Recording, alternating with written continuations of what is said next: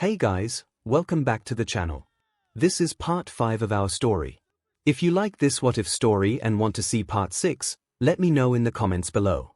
Before we start, don't forget to like, subscribe, and share this video with your friends. Also, check the description for more great content and my playlist. This story was posted by 𝐒𝐿110 on AO3. Now, let's start. Midoriya, Myheroacademia mumbled, moving to the side to let him into the now bare room, all of her belongings already put in a stack of 8 cardboard boxes. Plain and simple. Even her STFFIS Borienji, Nana mumbled at the back of his head. As opposed to what? Technicolor boxes. WLDVBN Seal, are you here to help? The tailed woman asked, rubbing the back of her head. Sorry, I kinda packed up already. She looked away ashamed. I live pretty simply, so it was quick enough to pack up by myself. He blinked. I see, happy to hear that your packing was easy. Sorry, it's fine, he questioned, still lost about what even to say to her. You ready? Yeah, she muttered, picking up one of the smaller boxes. Are you gonna go grab like a trolley for everything or dash? Nah, I got it, Izuku mumbled, looking through his back pocket. He pulled out a disc Mai had lent him, clicking on a button at its base to cause it to hiss and release a good length of net from its sides, wrapping the rest of Myheroacademia's belongings on it, then clicking on the button again for the net to tighten around them, securing them together. He knelt with his knees and picked up the load, heaving it over his shoulder with ease. Myheroacademia blinked. Oh. Kendo, Nero almost spat out. What the hell were you thinking, allowing that villain from 1A to step foot in our dorm? Is nothing sacred? Okay, Monoma, Itsuka huffed, her hands on her hips. You really need to stop that 1A is the devil spawn rhetoric before one of them gets genuinely mad. Besides, we're exchanging classmates, and if you ever make the transfer feel bad, I will personally send you to the shame corner. Nero gulped. Noted. Psycho hummed, taking another sip of her tea. It feels weird to say goodbye to you all. Don't say that. Pony almost sobbed, clinging to the woman's side. It sound like you are going to never see us again. You visit, right? Psycho looked over at her shorter classmate with affection in her eyes, gently pulling her into a hug, making the girl who was speaking broken Japanese flinch, sobbing into her shoulder. It's fine, Psycho cooed, petting Pony's head. I'll visit, don't you worry. Like hell, Setsuna declared with a smirk. We'll come over instead. You aren't getting rid of us that easily, you tall Amazon. Psycho smirked back. Isn't that just pleonastic to say tall Amazon? Setsuna laughed. Just say redundant like the rest of us, warrior scholar. She grew quiet, as did the rest of her classmates, the feeling of Psycho's upcoming departure washing over them. It won't be the same without you, you know. I'm gonna miss you. Psycho nodded softly, looking down on her tea, watching the ripples on its surface. Yeah, I'm going to miss all of you too. Kinoko sniffled lightly. Don't get all sentimental, you're gonna make me dash. A knock caused her to stop in her tracks, turning to the door.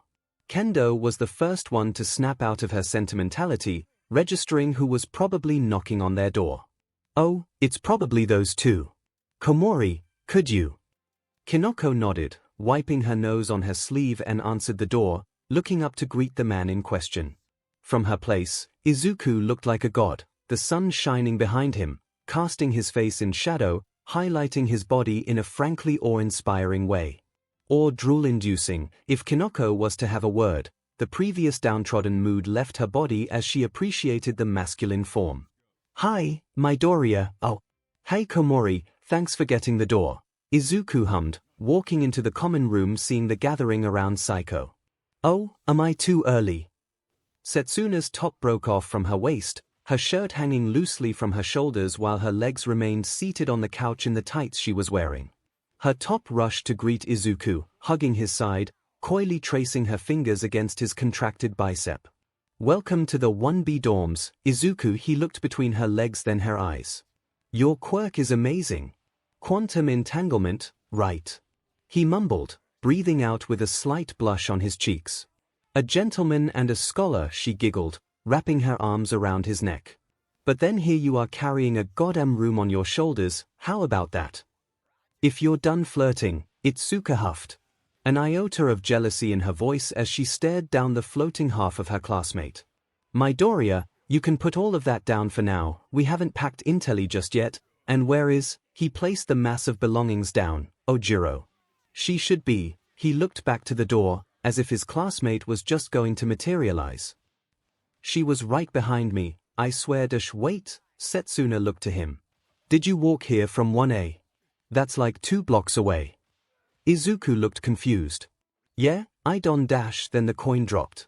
Oh, I need to go help her carry that box. I'll be right back. With that, he dashed out. Honestly, Kendo huffed, with his body why didn't he just carry her with everything else? Okay, this is gonna be weird for me to say, Setsuna muttered, her torso reconnecting with her waist. I'm sure he offered. Psycho looked deeply offended. And you think what? She declined.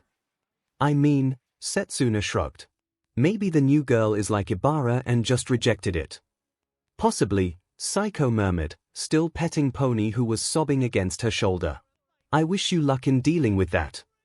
Lucky Beach, Setsuna smirked, you get to be with the guy that inspired you, not to mention the hottest guy out there right now. Psycho's blue lavender eyes shined. Just part of my equation. Well, my equation involves showing up for tutoring from you for the midterms, Setsuna laughed, causing Itsuka to sweat drop. But you are the top of our class right under Psy-, she murmured with a sigh. Yeah, but they don't know that. Why do I even bother sometimes?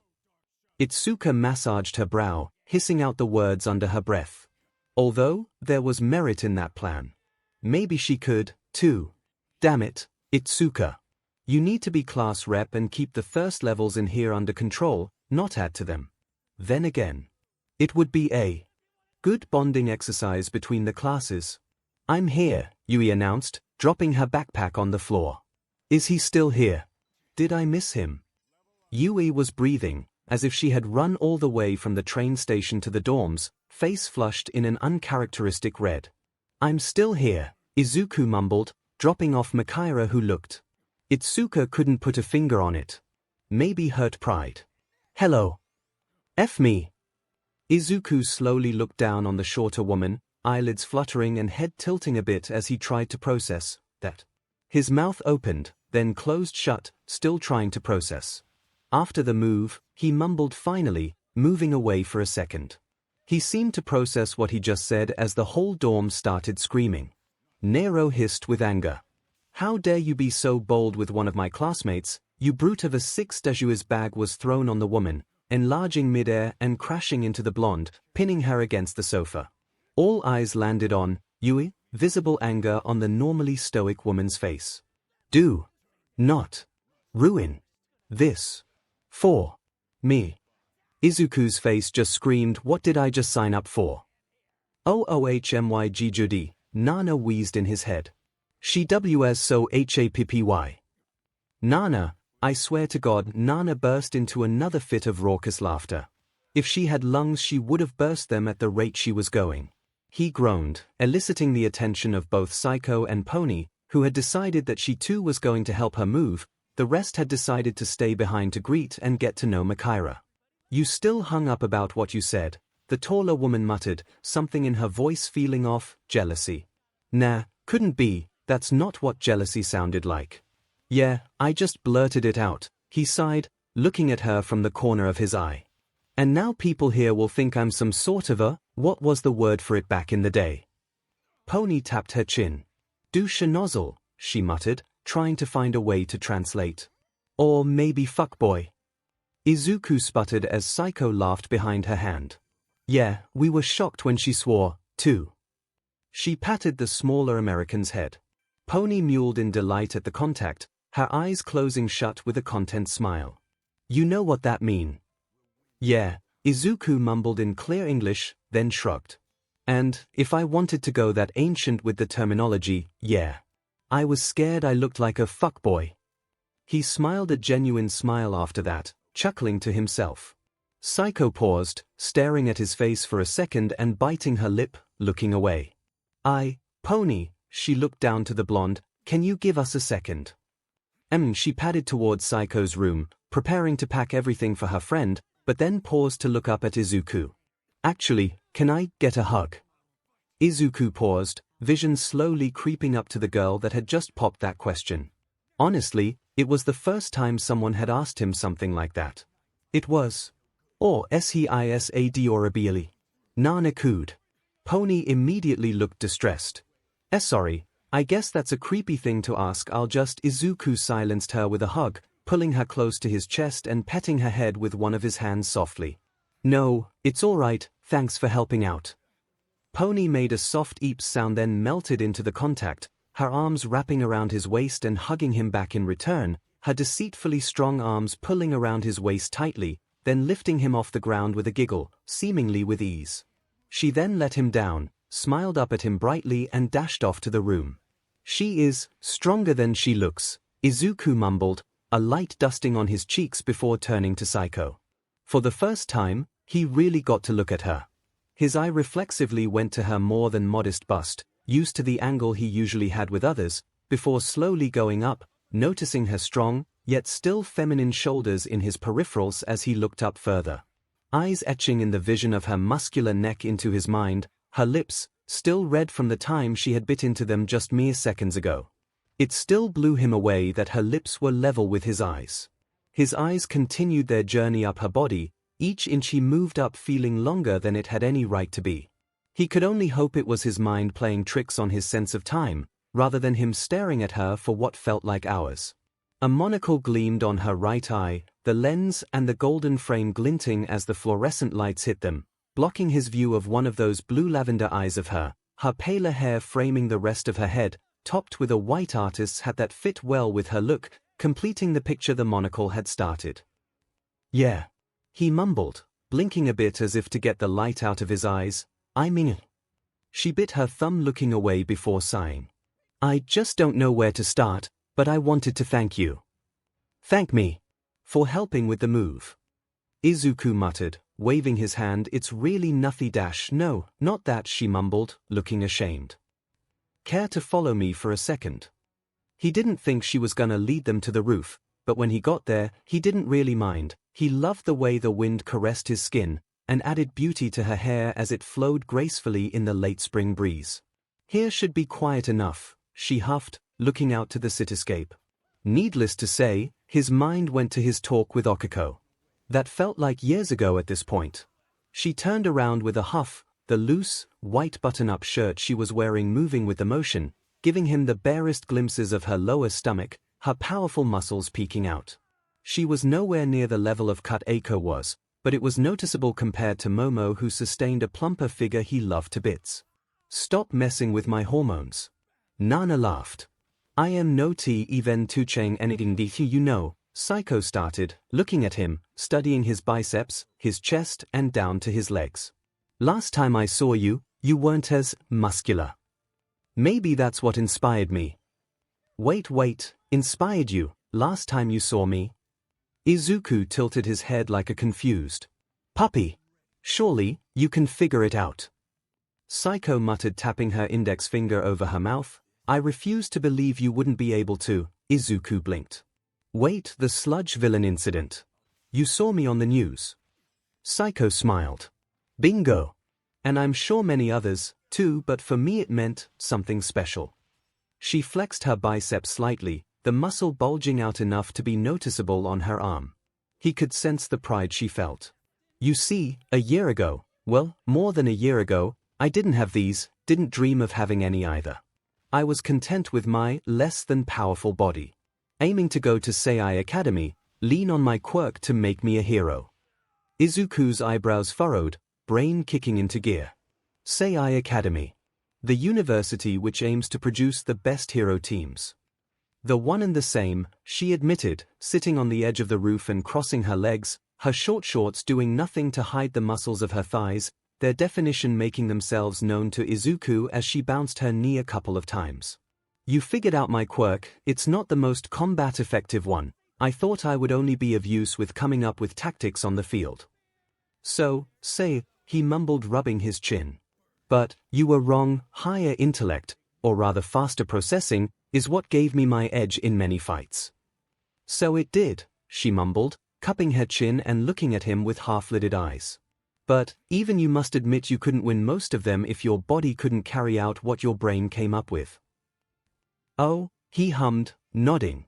But how does that connect to dash? She snapped her fingers, getting off the edge and dusting off her behind. "'Cause you inspired me. Back on that day when you dashed in, you showed us all what a man on a mission looked like. Before then, I never thought I could get my body to a state where it would make a difference, but you made one that day. Surrounded by heroes left and right, you the lone man was the one that burst through. You saved that girl, saved the day." Her hand found its way on his cheek, and he was suddenly aware of just how close she was, and how red his cheeks had gotten. Maybe he was drinking in her body too much. "That's the day I decided to change my goal, to chase after a dream I had long given up on. The dream for you. He could feel her breath against his lips. "You were the spark I needed to start on that journey, and I need to thank you for it."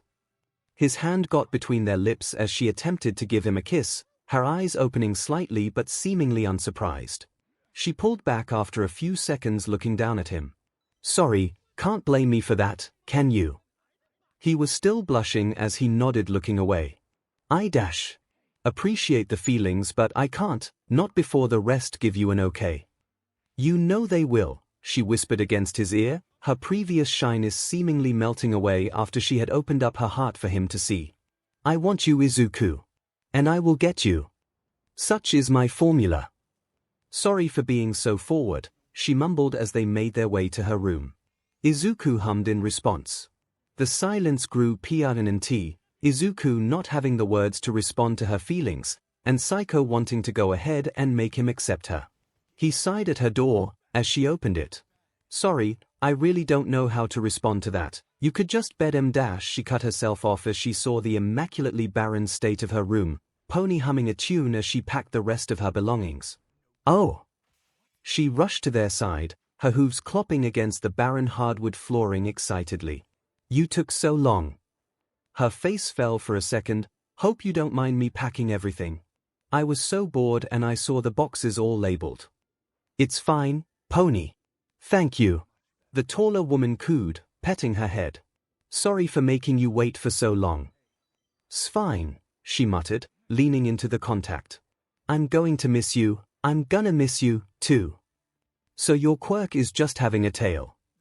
Nero mumbled again, looking disinterested and bored. "How droll." "Monoma," Itsuka hissed, glaring at the woman from the corner of her eye. "Be nice." "Nah." Izuku heard the sound of flesh against bone. Itsuka had chopped the offending classmate in the neck, her body crashing against a corner with "Shame Corner" written above it. "Sorry about her, she's just in a mood." Izuku caught Pony rolling her eyes in his peripheral. "When isn't she?" Itsuka shrugged. "Look, if you can find a better term for that, then I'd be happy to hear it." "I'm right here." Nero protested weakly from her place in the corner. "Inferiority complex," 𝐒𝐭 muttered, taking the last steps to tower over Makira. "And you?" Her hands clasped over the tailed woman's. "Thank you for accepting the change." Izuku's ex-classmate blinked. "You're welcome."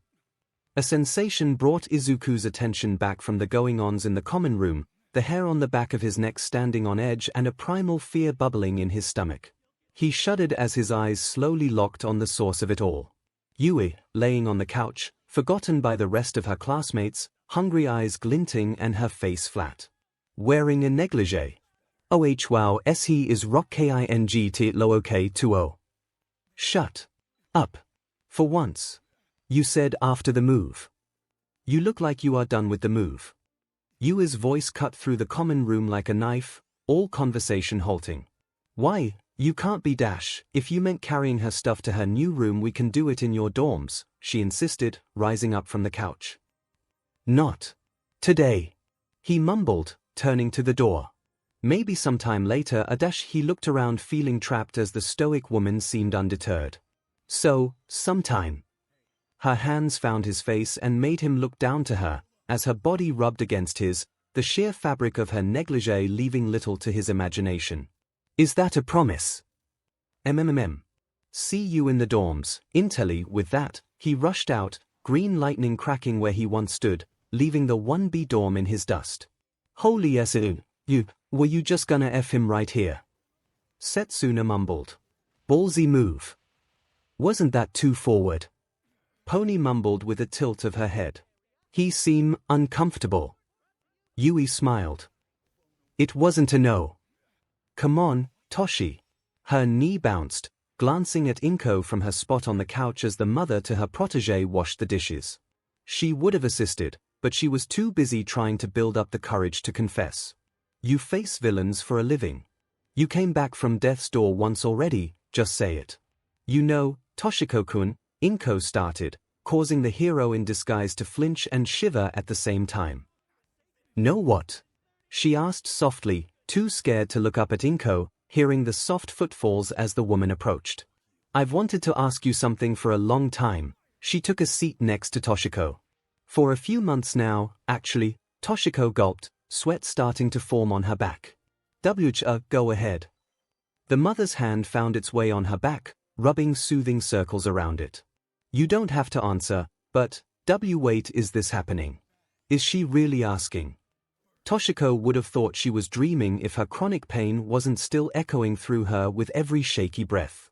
Are you all might? Yes. Toshiko's eyes snapped open and she almost fell back, looking at 𝐿𝐭 in panic. No. I mean no, I thought you were going to ask something else.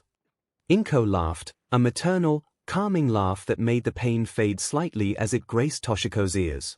What did you think I was going to ask? For once she was thankful for how broken her body was, as the lack of BLD was probably hiding her blush. It doesn't matter. Oh. A glint appeared in 𝐿𝐭's eyes that brought her attention back to her face, a soft pout forming on the brunette's lips. I think it does. You have been distant lately.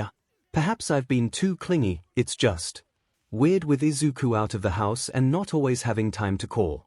I've been feeling, her hand found Toshiko's, squeezing it lightly. Lonely. I hope I wasn't too much, Toshiko spluttered a bit, squeezing her hand back reflexively. No, not at all. You've been, wanna go out on a date? 𝐿𝐭 asked suddenly. Time stopped as Toshiko's eyes widened, looking at the now panicking form of 𝐿𝐭 Midoriya, who was a blushing, stuttering mess after her outburst. Sorry, I've been meaning to ask you that for a while now, and it just kinda slipped out when you got dash. She pulled her hand back and covered her massive blush. Me and my stupid dash, yes. 𝐿𝐭 blinked. Then did that again. And again. Then a torrent of water hit Toshiko. Okay, so. Mai's eyes landed on Okiko, who was feeling a little more tense than usual under her gaze. Did you enjoy yourself with Izuku? How did you know, she mumbled, eyes slowly moving to Kitsumi.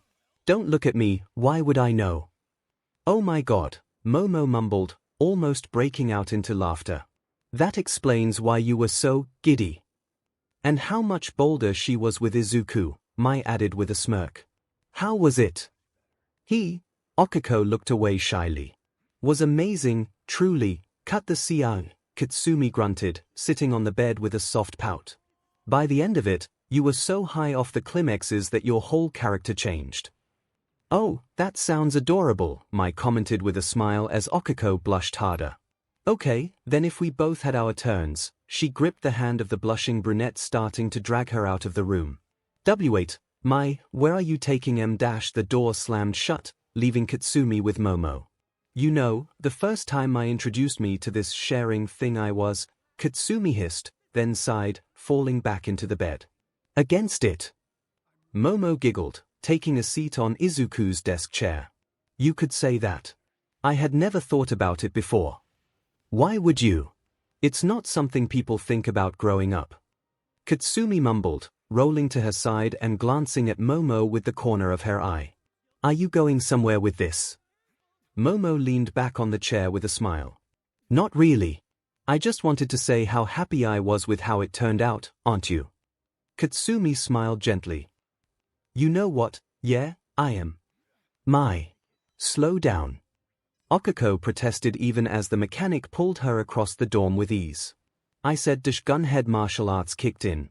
𝐒𝐭𝐚𝐲's foot digging into the ground for a second as her other hand gripped my's elbow, pulling the girl close till she could yank her trapped hand out of the grip.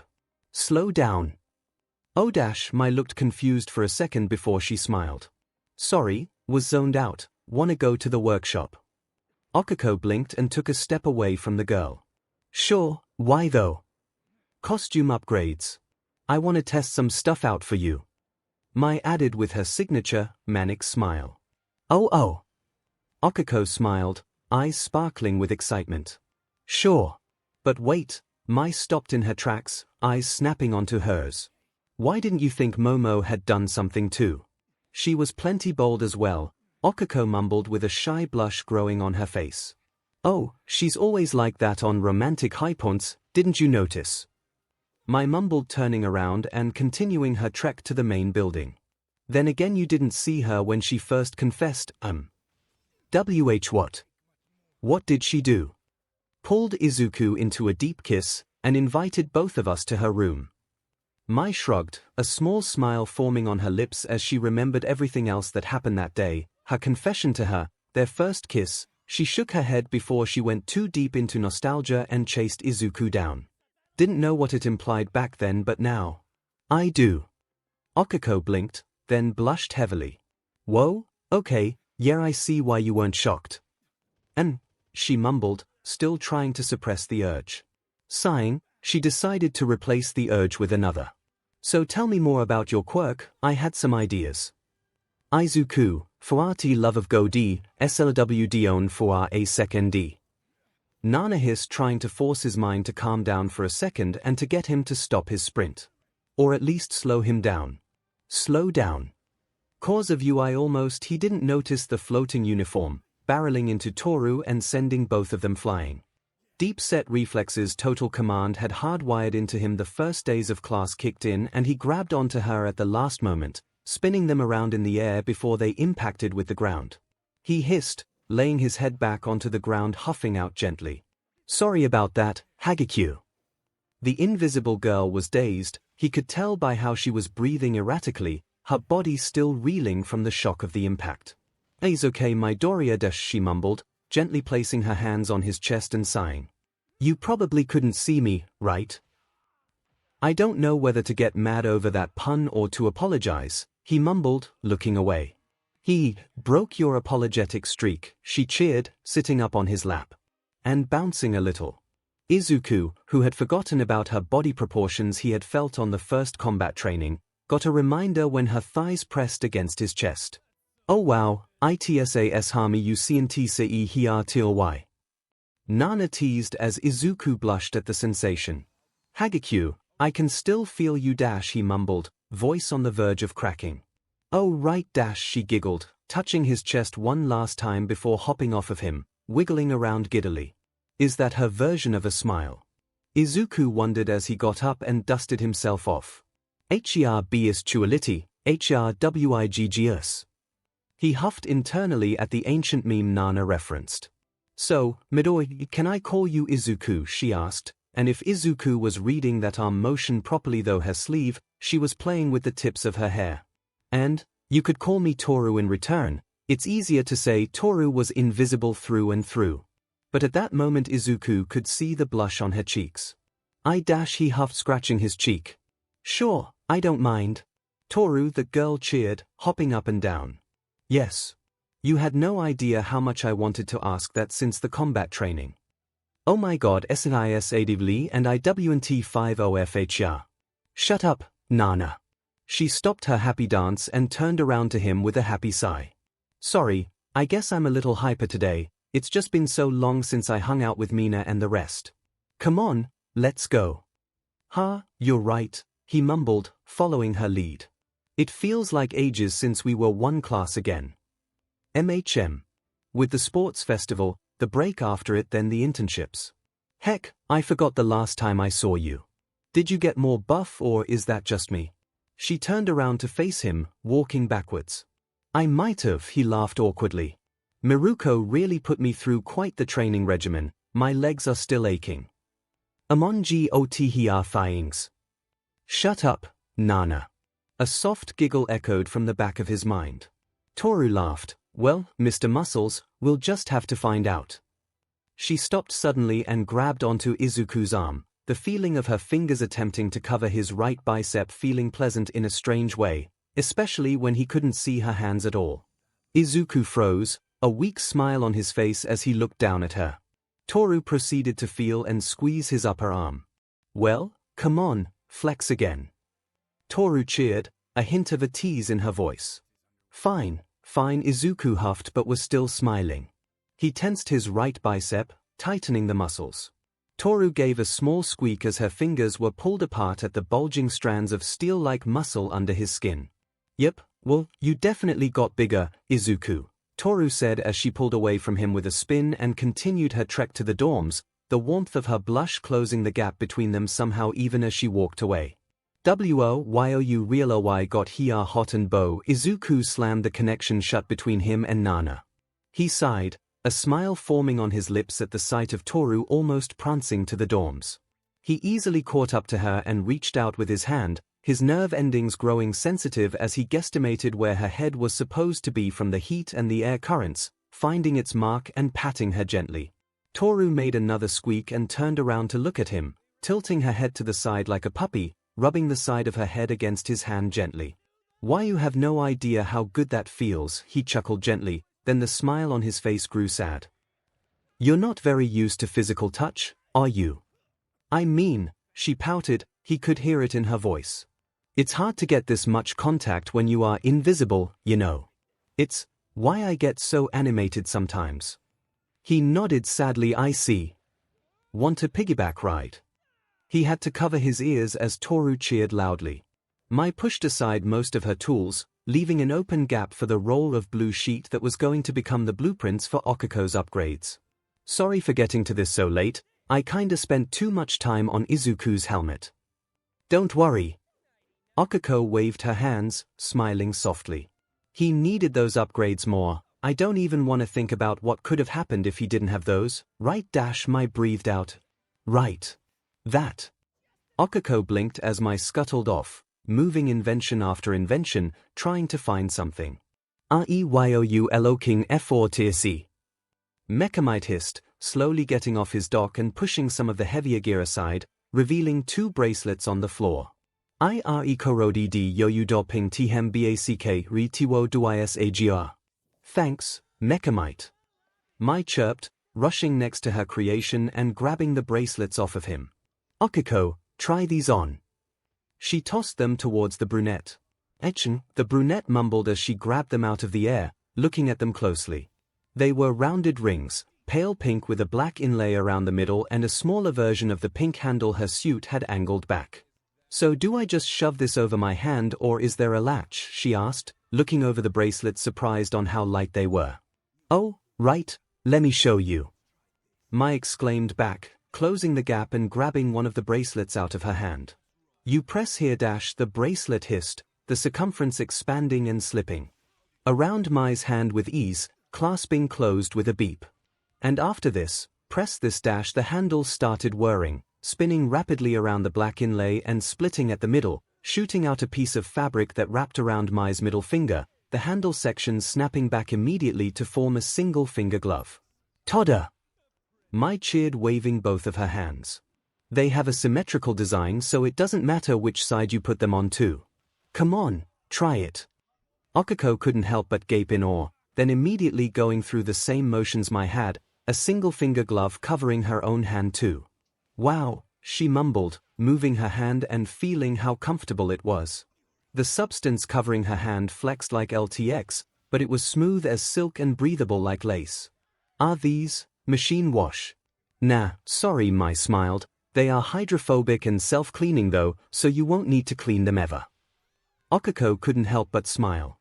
Thanks, Mai, but she looked pensive about asking it. Never mind. Why doesn't it act on its own like Izuku's gauntlets? Mai guessed her question, tilting her head. Well, I can't build anything that would be able to sense your movements and differentiate them from your natural movements, not in something this small at least, if you were Izuku maybe. Considering he can probably send out binary through the flex of his muscles, or something like the neural interface I added. Neural interface. You mean you tapped into his nervous system? 𝐒𝐿𝐵 asked, rubbing her chin with her gloved hand. Nah, I just had it skim the action potential of his neurons. He's the one that managed to connect himself to the sensor. But I could do that type of interface too. Maybe. Mai looked at the still blank blueprint and grabbed her white pencil, starting to scribble on the surface, drawing what looked to be a receptacle.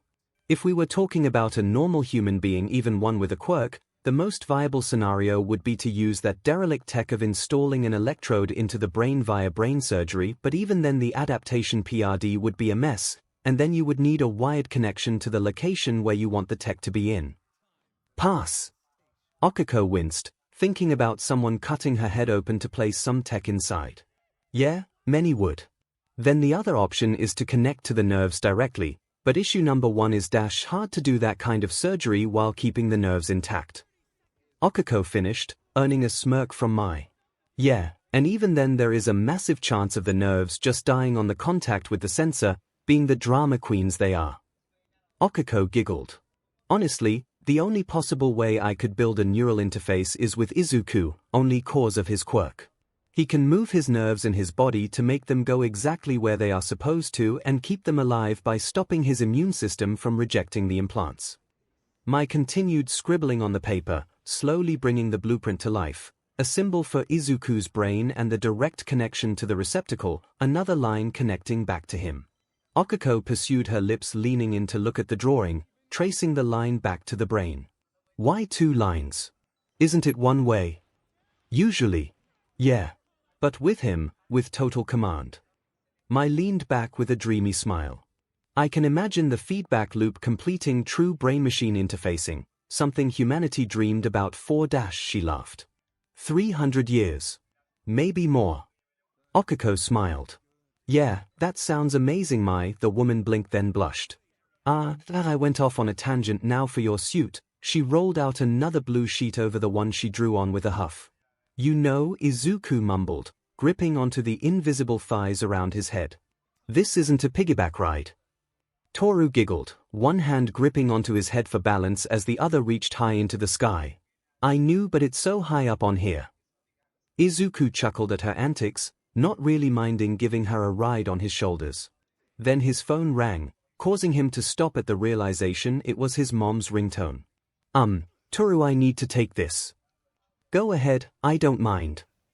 The woman called back, leaning forward a bit to balance easier on him. Should I tell her that her thigh is covering my ears? 𝐺𝑠TSNWISH the p-honey BTWNYER and DHTHIGH, not doing that, but thanks for the idea. He leaned his head to the side and placed the phone against his, now free, ear. 𝐒𝐻𝐾. 𝐒𝐻𝐾, I need help. His stomach dropped. Help. Mom, everything okay? Is it the paparazzi? The villains? I confessed to Toshiko. He stopped, Toru almost falling off him at his sudden halt. What? She said yes. And I don't know what to do now. Why Moam is darting 𝐒𝐵, Nana muttered softly, not believing 𝐒𝐻𝐾's ears. 𝐒𝐻𝐾. Honey, are you there? My mom is dating All Might. He mumbled a yes from the back of his throat. Ah. Okay, good. How to ask this, do you know of any romantic places to take her to? No, hey mom, can you give me a second? I need to call someone. I'll call back. Yeah, honey, go ahead. 𝐒𝐻𝐾 ended the call and looked at his phone shaking in his hands, going to his contacts and calling Toshiko silently, making Toru worry.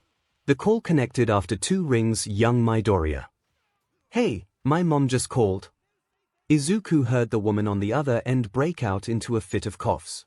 Right, about that, just, let me say something. Toshiko was silent for half a beat. All right. I'm happy for you, happy for both of you. Please do right by her, okay? Of course, young Midoriya, I would never, 𝐒𝐻𝐾 sighed. I know, just. I needed to say it. And, one more thing. Anything, young Midoriya. Don't hurt her. His voice was iron, and it came out more threateningly than he probably intended, but he needed to say it. In that moment, over the phone, he wasn't talking to his idol, he was talking to someone who could hurt his mother worse than just about anything or anyone else. Are we clear? Another cough and Toshiko sounded weak. Crystal. Great, she loves traditional restaurants and watching the sunset. Katsuden is a win in both our books. If you can take her to a place that serves it like it's homemade, she'll be extra happy. Thank you. He sighed again, feeling his heart racing. Yeah, of course. Talk to you later. Before that, the worry in Toshiko's voice got the hair on the back of his neck to stand on their end. What is it? She might be onto me, but you know. She breathed out. Of course, his mom was smart and was living close to All Might for nearly a month now. He would have been surprised if she wasn't already suspecting something. Are you gonna tell her? He could feel the number one hero squirm even through the phone. I won't lie, I'm tempted to, but this is more than just my secret at this point. She paused to sigh. It's yours too, would you be against your mom knowing? Izuku sighed, body wanting to slump but keeping straight for his passenger. No, she deserves to know. You wouldn't want her to learn sometime later, right? Right. The way she said it felt heavier than it should have been. Like, he had just talked her into a mistake she wanted to avoid doing again. Then, I'll do that when the chance comes by. Good, talk to you in class. See you on Monday, son. With that the line went dead. He blinked, the realization that his hero called him son for the first time setting in slowly along with a blush on his cheeks. Izuku, what was that about? Toru asked, tapping and petting his head. My mom got a girlfriend, he breathed out, looking up to where he thought her eyes were. And I'm freaking out. She felt bad over it. Honestly, it was unheroic. But she couldn't really get her body to listen to her internal turmoil. Toru almost let out the mule she was holding in ever since Izuku stopped to take that call. She had scooted forward due to the momentum, and his curly hair was tickling way too close to her core for her not to react to the STMLTN. God, what she wouldn't give for him to just turn around fully and... No, bad. The only silver lining in this whole thing was how her skirt had bunched up against his neck, so in theory, he couldn't feel her reactions to the contact. She honestly hated that the man was freaking out over his mother dating, and instead of helping him, she was there riding on his shoulders, thinking about what his mouth could do. Maybe Minerva was rubbing off on her. Izuku murmured something to his phone, adjusting his grip on her thighs. With his attention divided, he added more pressure than he possibly intended, his fingers sinking into her thighs, making her bite into her own lips to silence the building up in her throat. He was right, most people didn't give her any physical affection. That made her sensitive to contact as a whole. And the situation they were in right now was overloading her, to say the least. Her skin felt like it was getting warmer with each beat of her heart. Not that she minded. Not at all. She fought the urge to squeeze her thighs around his head. Maybe she could play it off as a joke if she did. Izuku was the type to play along. No, that would be abusing his nature. She pouted. Curse morals, and curse the cutie giving her an over-the-shoulders ride. She sighed, roughing Izuku's hair and giving him some more pats over the head, making the man giggle and laugh, the vibrations making a shiver run up her spine. What gives, Toru? He asked with a smile on his voice. Don't imagine him smiling with his cute freckle god. Damn it. Nothing, she muttered with a blush she hoped he couldn't hear in her tone. Just thanking you in my own way for the ride. I needed something like this. It's fine, Toru, everyone needs physical contact. Can we do this whenever I need it again? She muttered, hoping that she wasn't overstepping a boundary. I don't mind, whenever you need it just tell me, okay? Her heart throbbed in her chest harshly. That? She pinched his cheeks. Damn it, stop being perfect for 5 minutes. Izuku laughed. I'm really not though. You know. Psycho huffed in English, hefting one of her bags over her shoulder. I thought Izuku was going to help me carry this to my new dorms. Well. Pony shrugged, the massive amount of luggage on her back shifting. He was gonna, but then you scared him off. Oh, I know, and honestly, I don't blame him. She came on too strong. Psycho muttered, I need to keep that in mind for my own machinations. Pony tilted her head. Look at Miss Dictionary over here. I just wanted to use it, it's a fun word to say. Are those bags too heavy? I can take more. Psycho's question was dismissed by a shake of Pony's head. Nope, it weighs nothing, like a bunch of grapes. Keep forgetting just how strong you are, she mused, chuckling under her breath. Then again, I could carry all of this too. I want more hugs. Pony admitted without hesitation, that's fine, right? Psycho wasn't imagining Pony would just admit to coming along to spend more time with Izuku, but she knew the American was probably coming for that. It's fine, I don't mind sharing him. Pony smiled, good. Otherwise we would have had issues. Mina tossed her stuff on the ground with a victory screech. I'm back. Welcome back, Minerva hummed from her side, almost making Mina jump at the sudden intrusion. Gah! Where did you come from? The smaller woman shrugged, climbing onto the sofa. From my internship with Mount Lady, something I never wanna do again. Her face twitched with disgust. I thought we were being trained to be heroes, not slaves. Why did you go with her?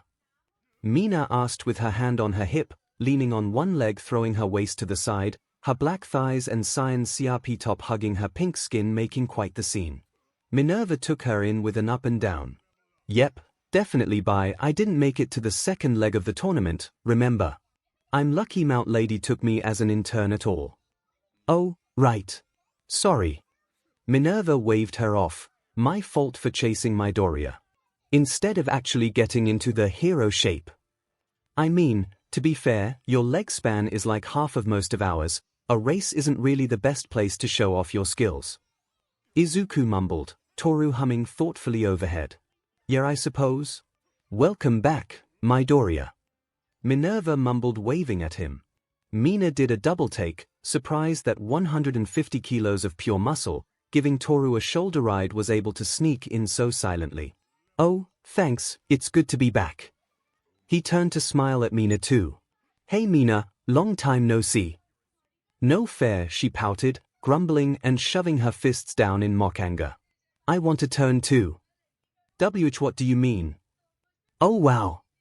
Psycho sighed at the sight of Izuku carrying both the pink-skinned girl and the invisible one, Mina and Toru if she remembered correctly, on his shoulders, arms hooked around their thighs to keep them secured.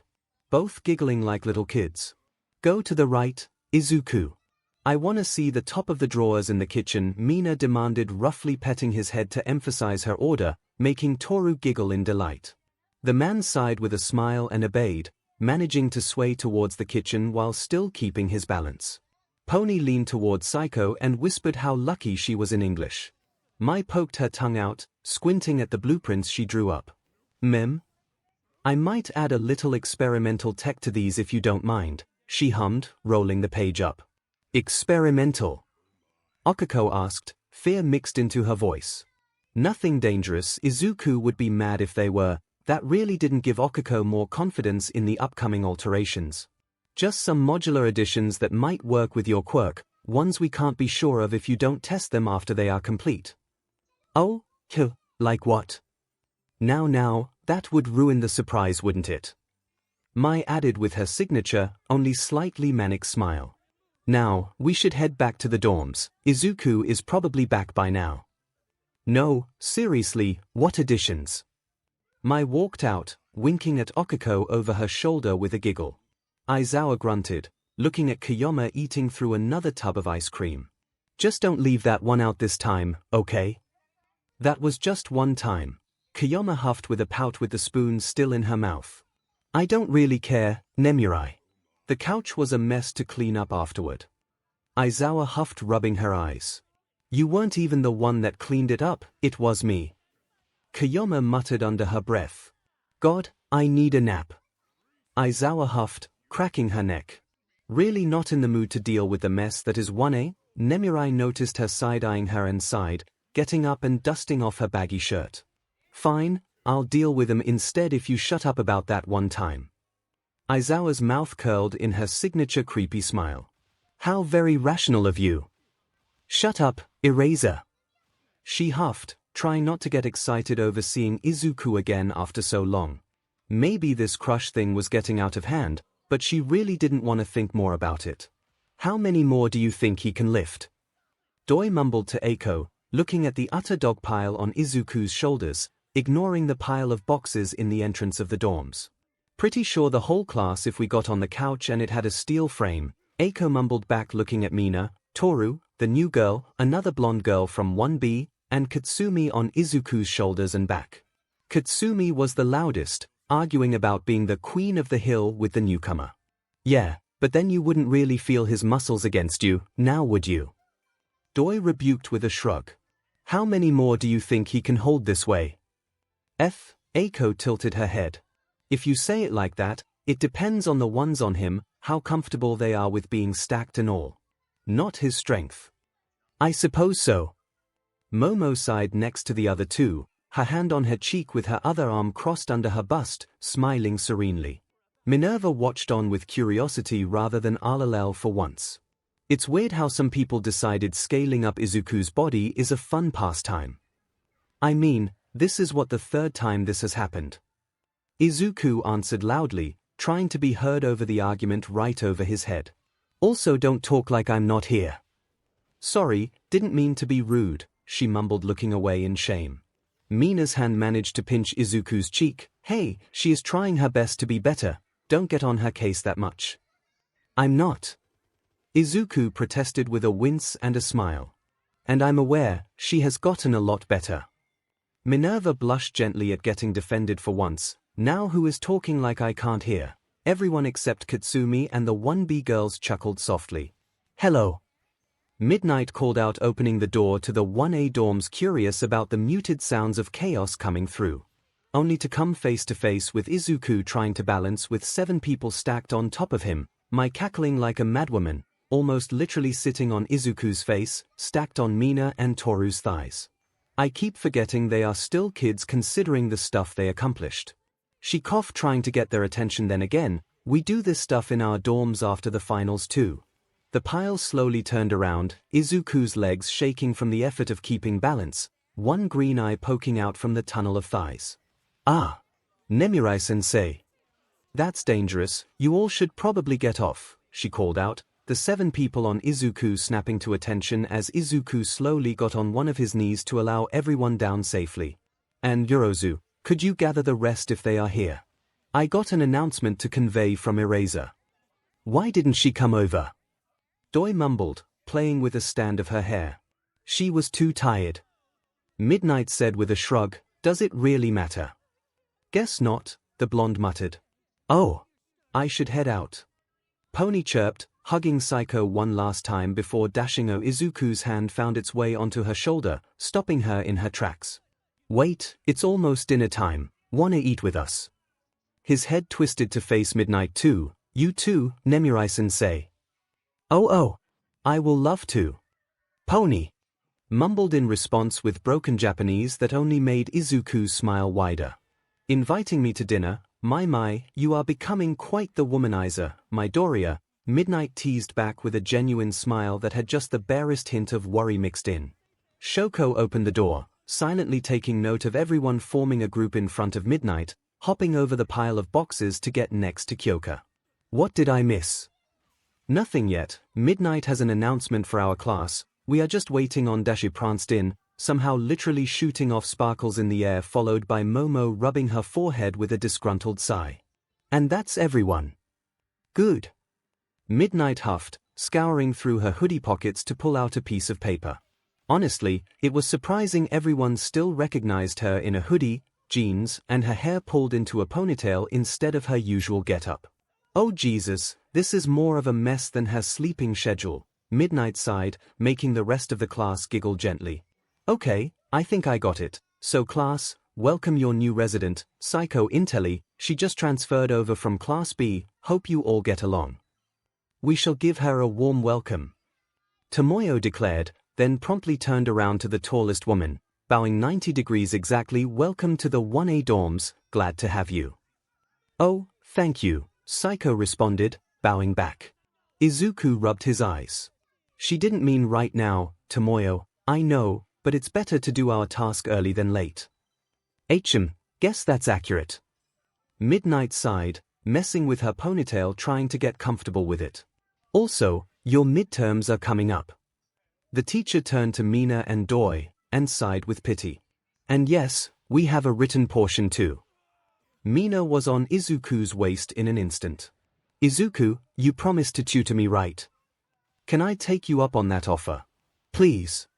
Mina, not the place, he hummed gently, blushing violently up to his ears. It's a yes or no, please, she insisted, rubbing her cheek on his thigh, looking up in the cutest way she could. Okay, I can help with the tutoring, he sighed, petting her head, trying to goad her off his leg. Now please stop making a scene. Aho! Psycho's arms burst out into his peripheral vision, hugging him from behind. Would you like a co-teacher for tutoring? Intellison, please get off. Izuku whined, Katsumi's eyebrow twitching at the scene. Okay, you two have 11 seconds before you let go or I'm gonna show off just how much firepower I have, the blonde hissed, red eyes glowing with anger. Oh! Psycho mumbled, leaning into Izuku, her BRSTs pushing against his back. Jealous much? As a matter of fact, I am. Katsumi called out, palms glowing. It's unheroic to threaten others with violence, Bakugu. Tomoyo chirped, chopping one of her arms. Okay, enough, Izuku mumbled, grabbing Psycho's arm and pulling it off, jumping over Mina and standing next to Midnight instead. Is that all of the announcements, Nemurai-sensei? The teacher seemed to be in a trance watching the previous show of affection towards him. Oh, yeah, that was all. Okay then, he sighed and turned to the class. Glad to see everyone back. I for one, missed all of you in our week of internships. You didn't miss Stain's head with yours. Doi cheered. Nice knockout. Yeah. Eiko cheered along, pumping her fist in the air. Really manly. Izuku tilted his head with an exasperated smile. Guys, thanks, but a bit later. Oh right, sorry, Doi mumbled, growing quiet once more. But, classwork is still coming upon us, and as Midnight said, so are our midterms, so this may be the last day of our break. Let's make the best of it. He finished with a smile. Soto, Tsuyu, care to help me with dinner? And Kirishima, Shoji, Okiko, and Tomoyo, can you help Intelli move in? Sure thing, Deku. Okiko chirped, running up and touching some of Psycho's belongings, making the heavy boxes float, and carrying them to the staircase. Come on everyone. When did she get so fast? Eiko asked to no one in particular, chasing after the brunette with her arms around 2 boxes with a smile. Shoji soon followed with a hum, Tomoyo lagging behind with Psycho to guide her to her new room, chit-chatting about the upcoming midterm tests. Well, Dimon, Midnight muttered, watching the class split up according to Izuku's call, a large chunk deciding to remain in the common room and play some games on the main TV. Your class is so much different than ours was back in the day. She sighed, placing both hands on her pockets, makes me feel nostalgic. Aizawa groaned, opening the door to the 1A dorm. Nemurai, I sent you like an hour ago. What are you? Her outburst died in her throat as she was greeted with the sight of 1A dining with the addition of Midnight, Pony, and Mai. Eating with your class. Midnight mumbled after swallowing her bite. You have no idea how good of a chef Izuku is, do you? I'm really not that good, Izuku mumbled, getting some looks from the class. Izuku, honey. Pony muttered out in English, her big blue eyes staring down into his soul. Don't lie to me with such a sincere voice, okay? Just take the compliment for once. Katsumi growled, shoveling another forkful, and smiling at the taste. Goddammit, I can't even be mad at you with how good this is. Thank you, he mumbled with a shy smile. Toru huffed, waving her arms. What did I tell you about being perfect? Dork. Mina almost did a spit take at the declaration, starting to laugh uproariously. God, he really is, isn't he? Yet you still don't ask him out for a date, Kyoka teased with a smirk. Where is Mrs. Love now? You shush. Aizawa huffed with a smile hidden behind her scarf. Got a spot for one more. Why are you KNWITS fun and why? Nana mumbled in his head as Izuku leaned back with a full stomach, watching the small talk on the table with a soft smile. TSW whole day you are class W as more OPN ABUTWH at they to a T. Guess we just grew close enough. Izuku hummed in thought. Even if, even if 𝐒𝐬𝐬𝐫𝐞𝐝. He could feel her smile serenely in his head. 𝐒𝐬𝐚𝐲 He sighed with a bigger smile. One his girlfriends returned, Katsumi looking up from her Nugion doi with a smirk. Yeah, I love it. 𝐂𝐬𝐽𝐫 intently. Izuku internally scoffed as Nana attempted to tease him over his intense look as Momo maneuvered to the goal zone of their speed test. First thing back, and the hero class was testing their new limits. Yue never changed, but he never wanted it to. Maze of pipes in an industrial zone. Slippery metal, unstable footing. Even Tomoyo would struggle with getting there fast. You said Tio, 𝐿𝐴𝐼𝐷 dio betia no WTS he has TND internship. He hummed in thought, focusing on Momo once more. She had spent a week under Night Eye and it was showing. Unlike everyone else, she seemed much more aware of her surroundings, each step taken with purpose, her body moving as efficiently as it could through the layered maze. HER suit is amazed eyeing to 𝐿𝐴𝐼𝐷 ISNTIT. He didn't even validate that with a response. Whoa, 𝐒𝐭𝐻𝐲 chimed from his side, leaning onto his crossed arms. Look at Momo go. The next few moments took the breath out of Izuku. Momo generated 2 climbing picks from her thighs, releasing them during her steps forward, the added momentum shooting them forward and up enough for her to grab out of the air, using both to grip onto the ledge in front of her and kicking off the wall, the momentum giving her enough leverage to pull herself up with ease. He blinked slowly, a smile breaking out. She's starting to use the full extent of her quirk. You mean adding the momentum of her limbs? Katsumi grumbled, trying to keep herself from smiling. It's annoying how versatile it is. Oh hush Ms. I can fly, 𝐒𝐻𝐲 muttered hiding behind Izuku's frame. Like your quirk isn't stupid versatile. Not my fault, it's the best quirk out there. Katsumi cackled almost egotistically. Well, in theory, you could think of your quirk to be the best considering your educational background. I have no doubt your quirk was the best of the bunch. I am inclined to point out that Izuku's quirk. She paused to rake her eyes over his body as if she were appraising him. Is likely the best. Just based on genetic luck, of course, she finished quickly from the side. He doesn't count, Katsumi grumbled, looking back to Momo. Izuku's eyes landed on Okiko, who was looking greener than usual as she used her quirk to hop from pipe to pipe, keeping herself above the ground, but seemingly the angles she was taking were causing her greater discomfort. He could barely hear her grumble, this isn't as easy as running on the 3-pointers over the feed. Oop, it's done. 𝐒𝐻𝐲 cheered, seeing Mina beat Momo by a second. Guess even with all of her tools, she is still a little slower than Mina. I mean, by a second sure, Izuku muttered with a tilt of his head. Next group. All Might hollered from her spot, echoing to their location even as she stood a good 500 meters away. Your turn. Katsumi sneered, try to beat my time, will YA. As much fun as it will be seeing your reaction to getting beaten by him, Midoriya's movements will be slower probably. You are lugging around what? 150 kilos of support gear alone. Psycho mumbled, scanning his hero suit up and down. Give or take, Izuku chuckled, his helmet clicking around his head with a hiss. Not really an issue though. Is it me or did he sound smug about it? 𝐒𝐻𝐲 muttered with a huff and a pout.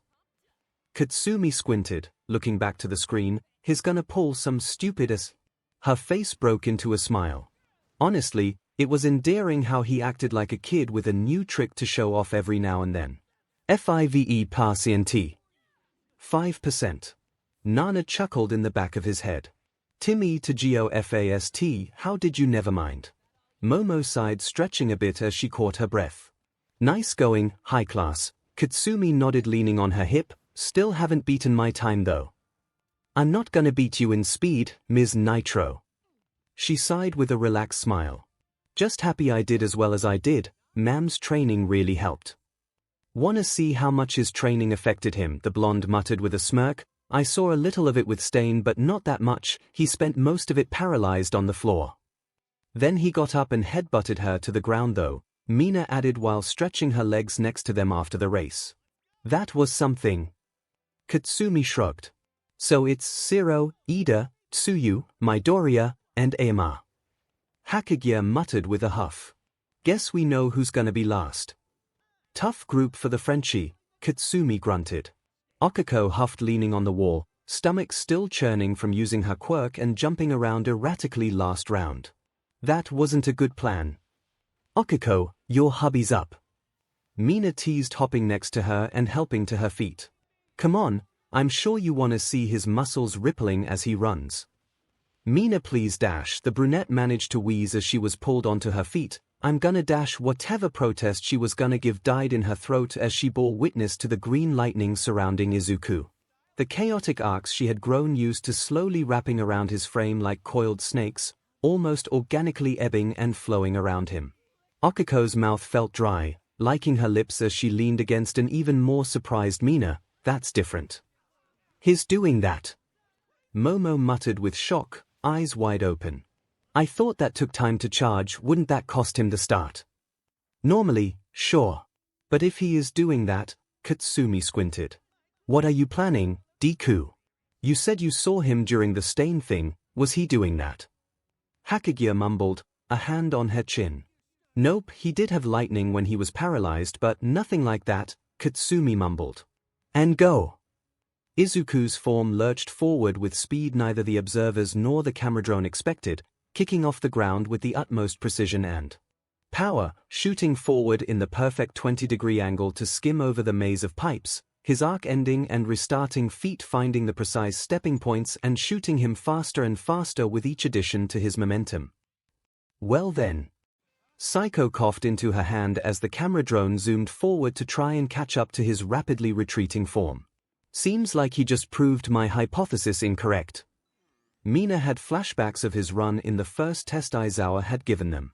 The moving force of nature that was Izuku had somehow added even more power to each motion, pushing him well past that could be imaginable. It's like a combination of Tsuyu's moves and Tomoyo's, Okiko mumbled, blinking as if she wasn't believing her eyes. Momo's eyes were focused on his path, the pipes he was bouncing over. Even after crashing with the force of 300 kilograms striking at them, none were damaged. His, either holding back, or the piping in the test area is stronger than it looks too. What do you dash? Katsumi noticed the lack of damage herself. Oh, now he's just showing off. 𝐻𝐾 laughed heartily at the sound of Katsumi's foot meeting her mouth. Missed seeing him in action like that. Izuku breathed next to All Might, beating everyone there by a good margin. 5% was still not as easy to sustain as he would have preferred, but it was well worth the effort.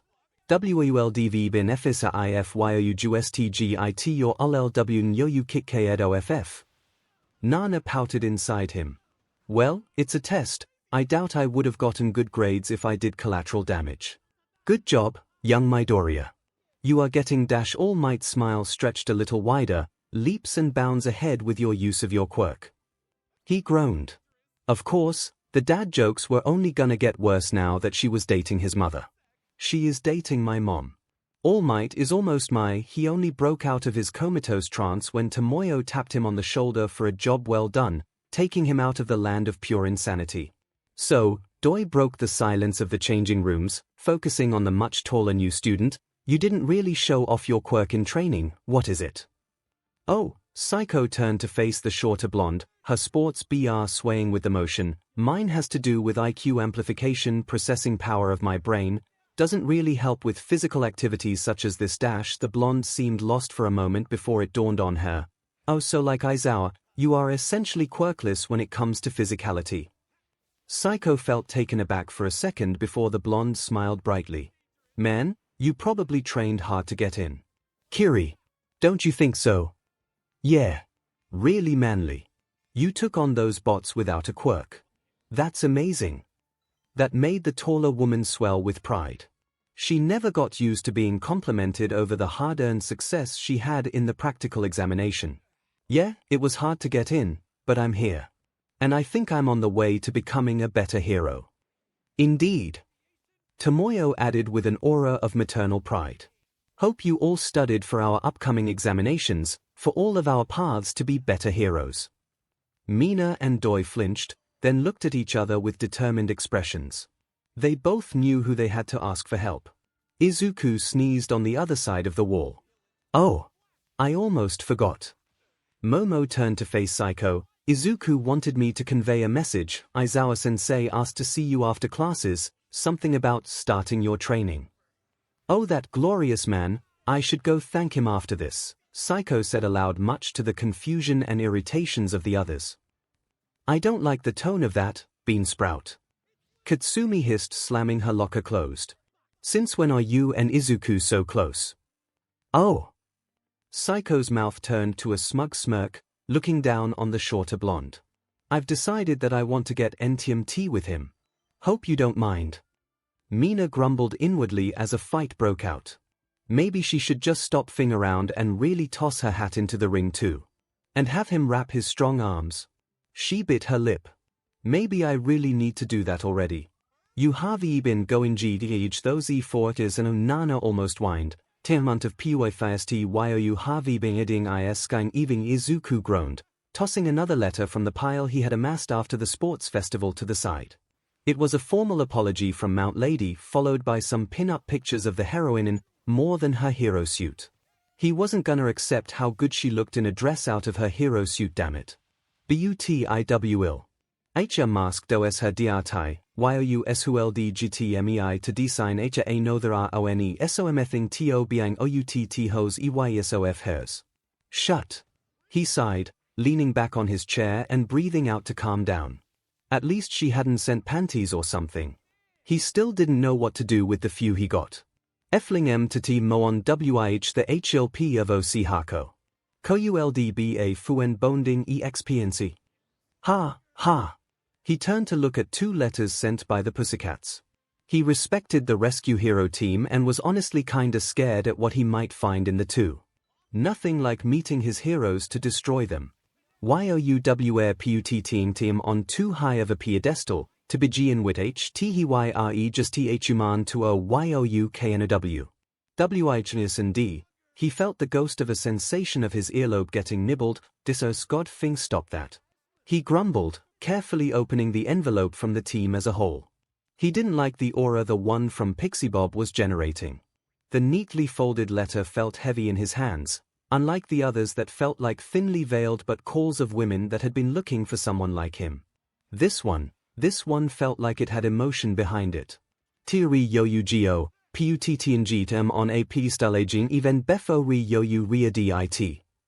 Fine, he huffed aloud, carefully unfolding the paper, noticing the picture attached to the bottom, behind the page.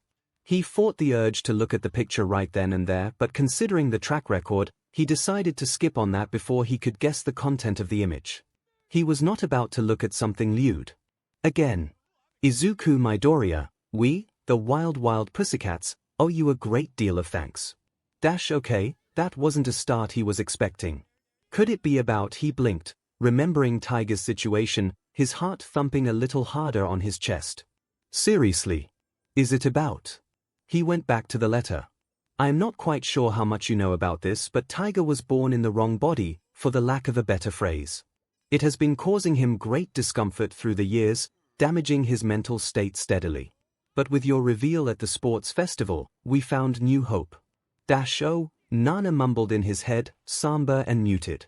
THS, WOW. Izuku felt like he had a death grip on the paper. He had known about it, but he didn't know it was that bad.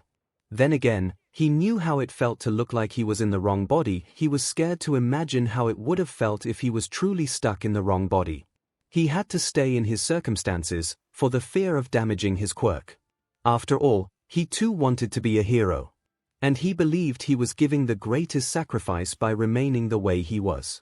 But it was eating him from the inside out. Now, after your show, he knows he doesn't need to bear that, and can truly be who he is. Nana felt choked up in his head. IKNWIJOKED ABUT CHANJING WLDT debut. He nodded gently. We really changed someone's world. The whole team, now has the courage to go through with the operation, so he can be who he is supposed to be, so from all of our hearts, thank you. He let go of the breath he was holding, looking at the bottom of the page, signed, Mandalay, Pixie Bob, Ragdoll, and Tiger. Beneath the signature, there was a sketch of 4 cats laying on a patch of grass. Peaceful and serene, with the implication of a gentle breeze with the grass leaning to one side. It was, in a word, adorable, adding to the overall emotion behind the letter it was getting to him. He unhooked the paperclip, pulling the picture previously hidden by the letter. It was a picturesque sight of the 4 heroes laying under a tree, gentle breeze ruffling their hair. He turned the picture around. Please don't share the drawing of the cats. RTTWS2WHOSMNDIMMAD that IAMTZINTOIT. He smiled lightly. He never thought he could help in such a way, but he was happy he could. Mina stood before the door that felt bigger than it ever did before, weighing her options. Confess, truly, and maybe you get in, or don't and you definitely won't. She didn't know probability that well, but she well knew even a 6% was more than an absolute 0. Not to mention it was starting to get this weird pit in her stomach when the new girl made it so clear what she was gonna do. Good thing Izuku had asked to be alone after classes, his girlfriends relaxing on the couches of the common room. Maybe I should ask them first. Mina! Hakugia's voice broke her out of her trance, her head snapping to her approaching invisible friend. What are you doing here? She really didn't have an answer to that, and she could feel Hakugia squinting at her even if she couldn't see her. Was gonna ask if Izuku could help me study. She quickly lied, hoping her friend would just let it go. Momo was planning on holding a study session downstairs, don't you wanna join that? Hakugia got closer than she ever did before, Mina feeling the heat from her face against hers. Or do you wanna do stuff with Izuku? Her face turned lilac instantly. Toru! Hee. Did I hit the nail on the head? Mina's hand found its place on her shoulder. Well, why are you here then, here? It was Toru's turn to grow quiet. Mina too pushed forward, her bust pressing against the other woman's. I'm listening. I came for a hug, okay? She puffed, her shoulders sagging. He gives the best hugs and I felt bad after not doing that well on our hero exercise. Mina felt bad over that. Hey, it's fine, sorry for pushing, I guess I got embarrassed. It's fine, I'm sorry for teasing you too, you still wanna see if he would let us in. Why not? I wanna see if he does give these best hugs you speak of. Didn't he hug you before? Izuku sighed, letting the letter down and picking up the other one with Pixie Bob's name written on top with a heart-shaped paw print on it that made his stomach churn. I am SCRED. I shouldn't open it. We CNT now, 𝐶𝐬𝐽𝐿. He sighed and conceded, curiosity overtaking him too. Let's get it over with. He opened the envelope, sighing in relief that it wasn't a pile of lewd pictures that spilled out, but another neat letter. Or www.𝐒𝐬𝐽𝐽𝐻OPNG He ignored that question. He unfolded the letter to see surprisingly cutesy handwriting from the blonde of the Pussycats. Hello Izzy. Can I call you that? I hope you don't mind, I'm guessing you already read Mandalay's PR speak letter from us, but I wanted to send one of my own to really tell you how thankful I am. I don't trust this. 𝐒𝐬𝐽𝐽𝐼ZUKU Nana mumbled, what ts did WISTSV could be sent. He didn't trust her smirk in his head either. I'm sure you are smart enough to figure out we couldn't really take on interns as we are busy with Tiger's transition, even as much as I would love to get to test my quirk against yours in a hands-on spar. Well, maybe some other time, I like her. You would. If you need any thoughts for a cold night, well, hope you enjoy the picture attached, mail me one back if you do. You have no idea how he averted his gaze with a wince. 𝐒𝐬𝐽𝐽𝐼ZUKU sendi 𝐂𝐵CK. Nana I won. A loud argument got his attention away from both the letter and the more than corny backseat driver in his head. It sounded like Mina and Hakugia, but he couldn't quite figure out what they were saying. Slowly getting up from his desk, he approached the door to his dorm and opened it only to have both Mina and Hakugia knock on his pecs. Ah! Mina looked lost for a second, before pulling her hand away while Hakugia kept her hand on the surface, feeling his chest. Seriously, how are you so hard yet soft at the same time? He came to his senses after the comment, oh hey you too, how can I help? Hakugia pulled her hand away, I kinda wanted a hug, if that was okay. Oh, sure, His free hand found its way on her head, petting her gently. "Were you bummed about the test?" "Ugh, don't remind me, I did terribly on it," she mumbled, leaning into the contact with a soft mule. "Thank you though, I keep telling all of you, not everyone's gonna excel in everything. You shouldn't take it to heart," he muttered, pulling her closer and wrapping his arms around her gently, the woman cooing at the physical affection and contact. Mina felt like she wanted to do that with him too, till the day she died. "Wait, what is he?" She leaned closer to see what his hand was holding, neither Izuku or 𝐻𝐸𝐽 noticing her swiping the letter and the attached mag. It was a picture of Pixie Bob wearing a swimsuit that left really nothing to the imagination and posing with a stuck look that made her blush. "Even the heroes are, that's it. Izuku." Her sudden increase of volume got the two friends cuddling out of their trance, Izuku's eyes locking into hers. She gulped as she stared into those green eyes that took her breath away every single time. "I love you." "You know," Okiko muttered as she, Mai, Momo, and Katsumi relaxed on the couch, away from the main hall where the rest of their classmates were having a movie night. Mai skipping through blueprints on her phone. Izuku spent a week with Miruko. And Mai mumbled back, not really paying attention. "Do you think she came on to him?" The channel surfing ceased, and all faces turned to Okiko. Mai's head tilted to the side, hand cupping her chin. "I mean, from what I saw in the sports festival, she might have." "He might have been receptive too," Katsumi admitted with a scratch of her neck. "He had a thing for her." Mai's eyebrows furrowed. "He had a thing for the hyper, grumpy, angry bunny, and you thought he didn't love you back." The blonde blinked. "Am I that much like Miruko?" "The personalities match up from what I know," Momo added with a hum. "But wait, does that mean, I didn't ask him but," Okiko blushed. "With his endurance last time, I doubt I'm torn between punching him in the throat for turning down Miruko, or hugging him," Katsumi huffed. "We really need to set up rules," Momo admitted with a sigh. "Would any of you be opposed if someone else joined anyway?" Katsumi looked away. Mai shook her head with a smile. "I really don't mind as long as he loves them back, and I guess if she got along with me." What Mai said. Okiko admitted with a blush. I was kinda worried if he would focus on one of us more than the other, but if it's just going to be like this, I'm not against more in our relationship." "You two just say that cause you." Katsumi bit her tongue, looking away with a heavy blush. "I'm against it before I get a turn," she hissed out, low enough for only them to hear. "Oh Momo mumbled with a sigh. "Are you still mad over him not wanting to?" Katsumi's eyes shined with anger. "You aren't." Mai interrupted with her own manic energy. "Pretty sure it was mostly cause he wanted your first time to be more special, you know." Okiko hummed. "I know mine was." "That doesn't." Katsumi huffed, deflating into the couch. "It had better be good." Kyoko was trying her best to hide her blush over in the kitchen area, along with her snickers. Izuku blinked blankly, the words failing to register. Mina breathed as if the action of confessing alone had taken the wind out of her, her eyes drilling holes in the floor. I love you, Izuku. I know you can't." Her hands clasped together, twiddling her thumbs together. "You can't say it back, but I." Her shoulders shuddered as she took in a deep breath, the moment passing as she slowly realized what she just did. Mina sorry.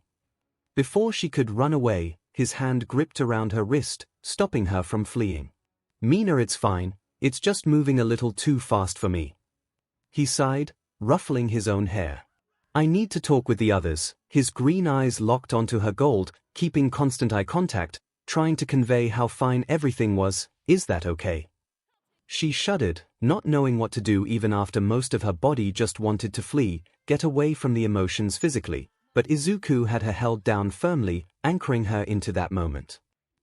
She breathed out, her shoulders relaxing, his firm yet tender grip helping her with that. It wasn't a no. "It's fine," slowly calming down, her impulse of running away fading. "So, should I wait here?"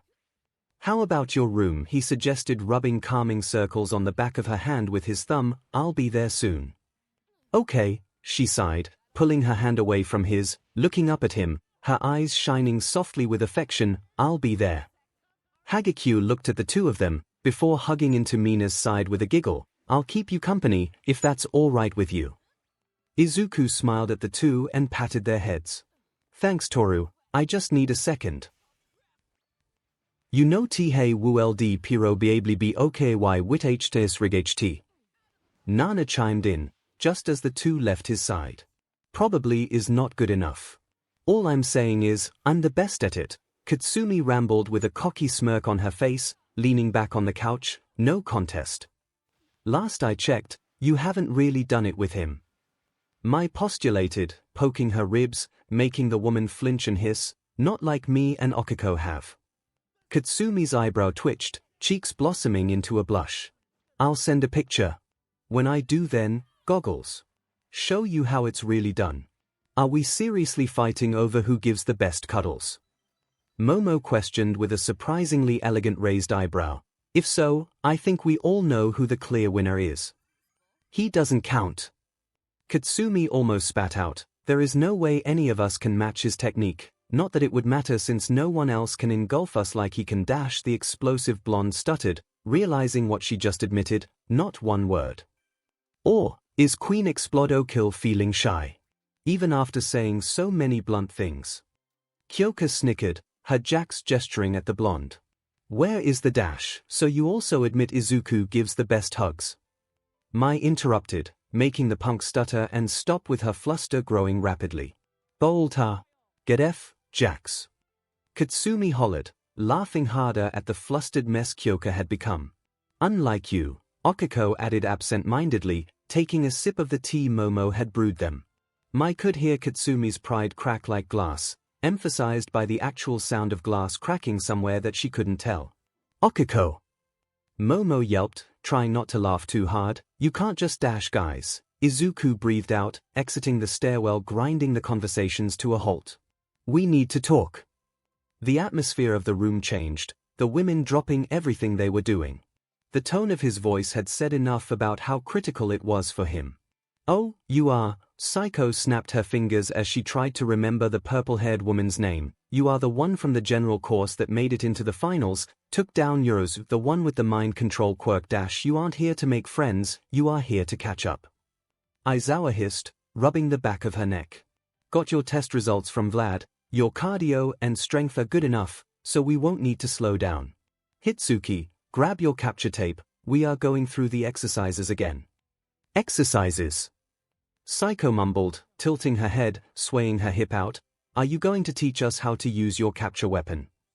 You ask too many questions, the tired teacher huffed, pulling out another tape from her neck, tossing it over to the taller girl. Shut up, watch my lead. This took me too long to learn myself.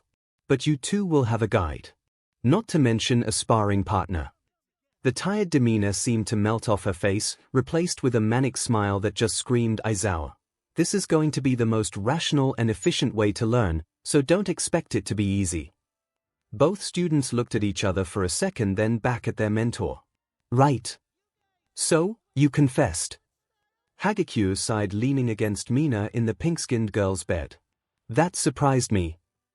She sighed, hugging her knees closer to her chest. It just kinda happened really, I wasn't thinking at all. You? Thinking? Since when? Hagekyo joked, prodding her side with a smile in her voice. Mina yelped, covering her ribs with a hiss. Toru then stuttered, bursting out laughing. Yeah, I've always kinda went with my gut, didn't I? Pretty sure that's Kiri rubbing off on you, the invisible woman commented, hand on her chin from what Mina could tell from her shirt. The whole living life without regrets is so manly thing and all. Heh, maybe, she hummed, rubbing her own head. I never thought it would be like this. Would be scarier if you did. Cause that would have been a time machine, her friend teased with an overemphasis at the end. Honestly though, you are braver than I am. Oh, you too. Mina sighed, pulling her plushie close and giving it a tight hug. I'm not actually sure. Hagekyo admitted, letting off a sigh. I do want to spend a lot of time with him, but I don't know if it's just physical. Or if I really want to get emotional with him, really emotional. Mina sighed, looking at where her friend was sitting. She kinda had a point. Do I really love him? Or is it just lust? She sighed, trying to get the images of his eyes and body out of her head. I'm not that sure now either, Mina confessed. 𝐒𝐭𝐻𝐲 sputtered as the girls filled Izuku's dorm room. Where is she now? I wanted to congratulate Dash. I told her to hang tight in her room. She's with Toru right now. You didn't say anything back. I muttered, looking up at her boyfriend with a pout. Zooks, wow. You must have really hurt her. You should have at least told her that you would think about it. Katsumi mumbled in a rare sight of quiet, washing her demeanor. I did tell her I would think about it. That's why I'm here, guys. I just didn't want to give her a yes or no until we had all talked first. I mean, if this is you asking permission to add her to our thing, 𝐒𝐭𝐻𝐲 mumbled, sitting next to him and clasping his hand, I'm sure you know the answer to that. I just wanted to make sure, he sighed, leaning against Momo's gentle touch, making her laugh lightly and kiss his temple. I'm glad you did. I'm sure we all are, she cooed against his ear, gently nuzzling against him. I missed you. He chuckled lightly in response. Sorry, was reading the mail. Nothing more than but calls for the most part, but one stood out. I'll show it to you all later. He asked, glancing at the women around him. I'd love that, Momo mumbled. The rest nodding with smiles. As long as you let me explode the rest of the mail, I'm game, you lovebird. Katsumi sneered, but then the malicious smirk on her face faltered. We kinda assumed, but do you love her? He sighed, leaning away from Momo to look at his lap. Remembering how she had fallen in on it just a few weeks ago, teasing him in his room after the wall incident. I'm not that sure if it is love. How can you be unsure after being in love with 4 people? I mumbled, taking a seat on his lap and looking up into his eyes. Isn't the feeling the same? Not really, he tilted his head, before leaning down and giving the pink inventor a fast kiss on her lips. I feel different towards all of you, but I know it's love. With her? With her. 𝐒𝐭𝐻𝐲 repeated, goading him to continue. I'm not that sure, maybe a crush? Maybe it would blossom into something more if I gave it time, he huffed, or maybe I do love her and didn't really notice it so far since I never really thought about it that way. Curious, why did she confess now anyway? Did you do something? Momo questioned, kissing his neck coyly. He groaned, the sensation jolting his system a moment later. I think she saw one of the pictures I got, and well, maybe she saw our relationship in a new light. She had been on the edge for a while too. Katsumi sighed, rubbing her face. Remember when we came out to the class? Yeah, I mumbled, leaning against Izuku. You should go tell her it's fine. She probably feels like what Mecha might look like after the sports festival. Yeah? 𝐒𝐿𝐻𝐲 huffed. I know what that feels like. Izuku turned his head and pulled the brunette into a searing kiss that lasted for just a second. Sorry about that too, 𝐒𝐿𝐻𝐲 mewled in approval, her eyes half-lidded and lips turned in a cute smile. S'fine, you make it up to me every day. She leaned in to give him another kiss, and pulled back just as fast as he had. Now, go make it up to her too. We know it's bothering you. Izuku sighed, sorry it's weird like this and not simple. He paused. After she and I talk, would it be alright if I brought her back here? So we can all talk. I feel like we need to maybe start to do this if I get any more surprise admissions of love. He finished the sentence with a dry laugh, hoping to convey that it was partly a joke. I chuckled, hopping off of his lap and pulling him up. Well, yeah, she looked around the room, taking note of how all the other women were nodding. I can't believe we're dating the best man on the planet. Go talk to her, then bring her back and we can navigate this whole thing. What Goggles said, Katsumi added, pulling him in for a quick kiss. Don't forget that we're burning thought letters tonight though. We love you, Momo added. Now go, talk to her before I wanna snuggle for longer. Yeah, thanks, girls. With that he left the room, leaving the girls to their own devices. I'm gonna be mad if he doesn't make it up to her, I mumbled, blowing a raspberry and crashing onto his bed with a sigh. I think we all would, 𝐒𝐿𝐻𝐲 added, rolling next to her. Wonder what mail he got. We are not snooping around in his room, Momo mumbled with a huff. She then smiled. But if we see something, well, he did invite us in. 𝐷𝑦𝑢𝐻𝐿𝐻𝐻 road 𝐿𝑦𝑢 I've never been invited to this side. So, no. Izuku muttered in his head, coming up the stairs to where he knew Mina's room was from the room number list. He knocked at the door of the normally energetic Pinkette, waiting patiently for a response from the other side. He got what he was waiting for when 𝐔𝐸𝐽 opened the door, bouncing to the side. "She's all yours." He patted his invisible friend's head with a smile. "Thanks for keeping her company, I appreciate it. Oh, but don't get it wrong. I did it for her." She hummed happily before pulling away and staring up to him so harshly that he swore he could see her eyes for a second. "And don't hurt her feelings."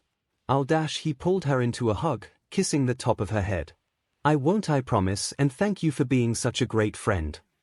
𝐔𝐸𝐽 mewled, whimpering about how unfair all was before pushing away from him and twirling. "Fine, I'll be downstairs. Don't hurt her."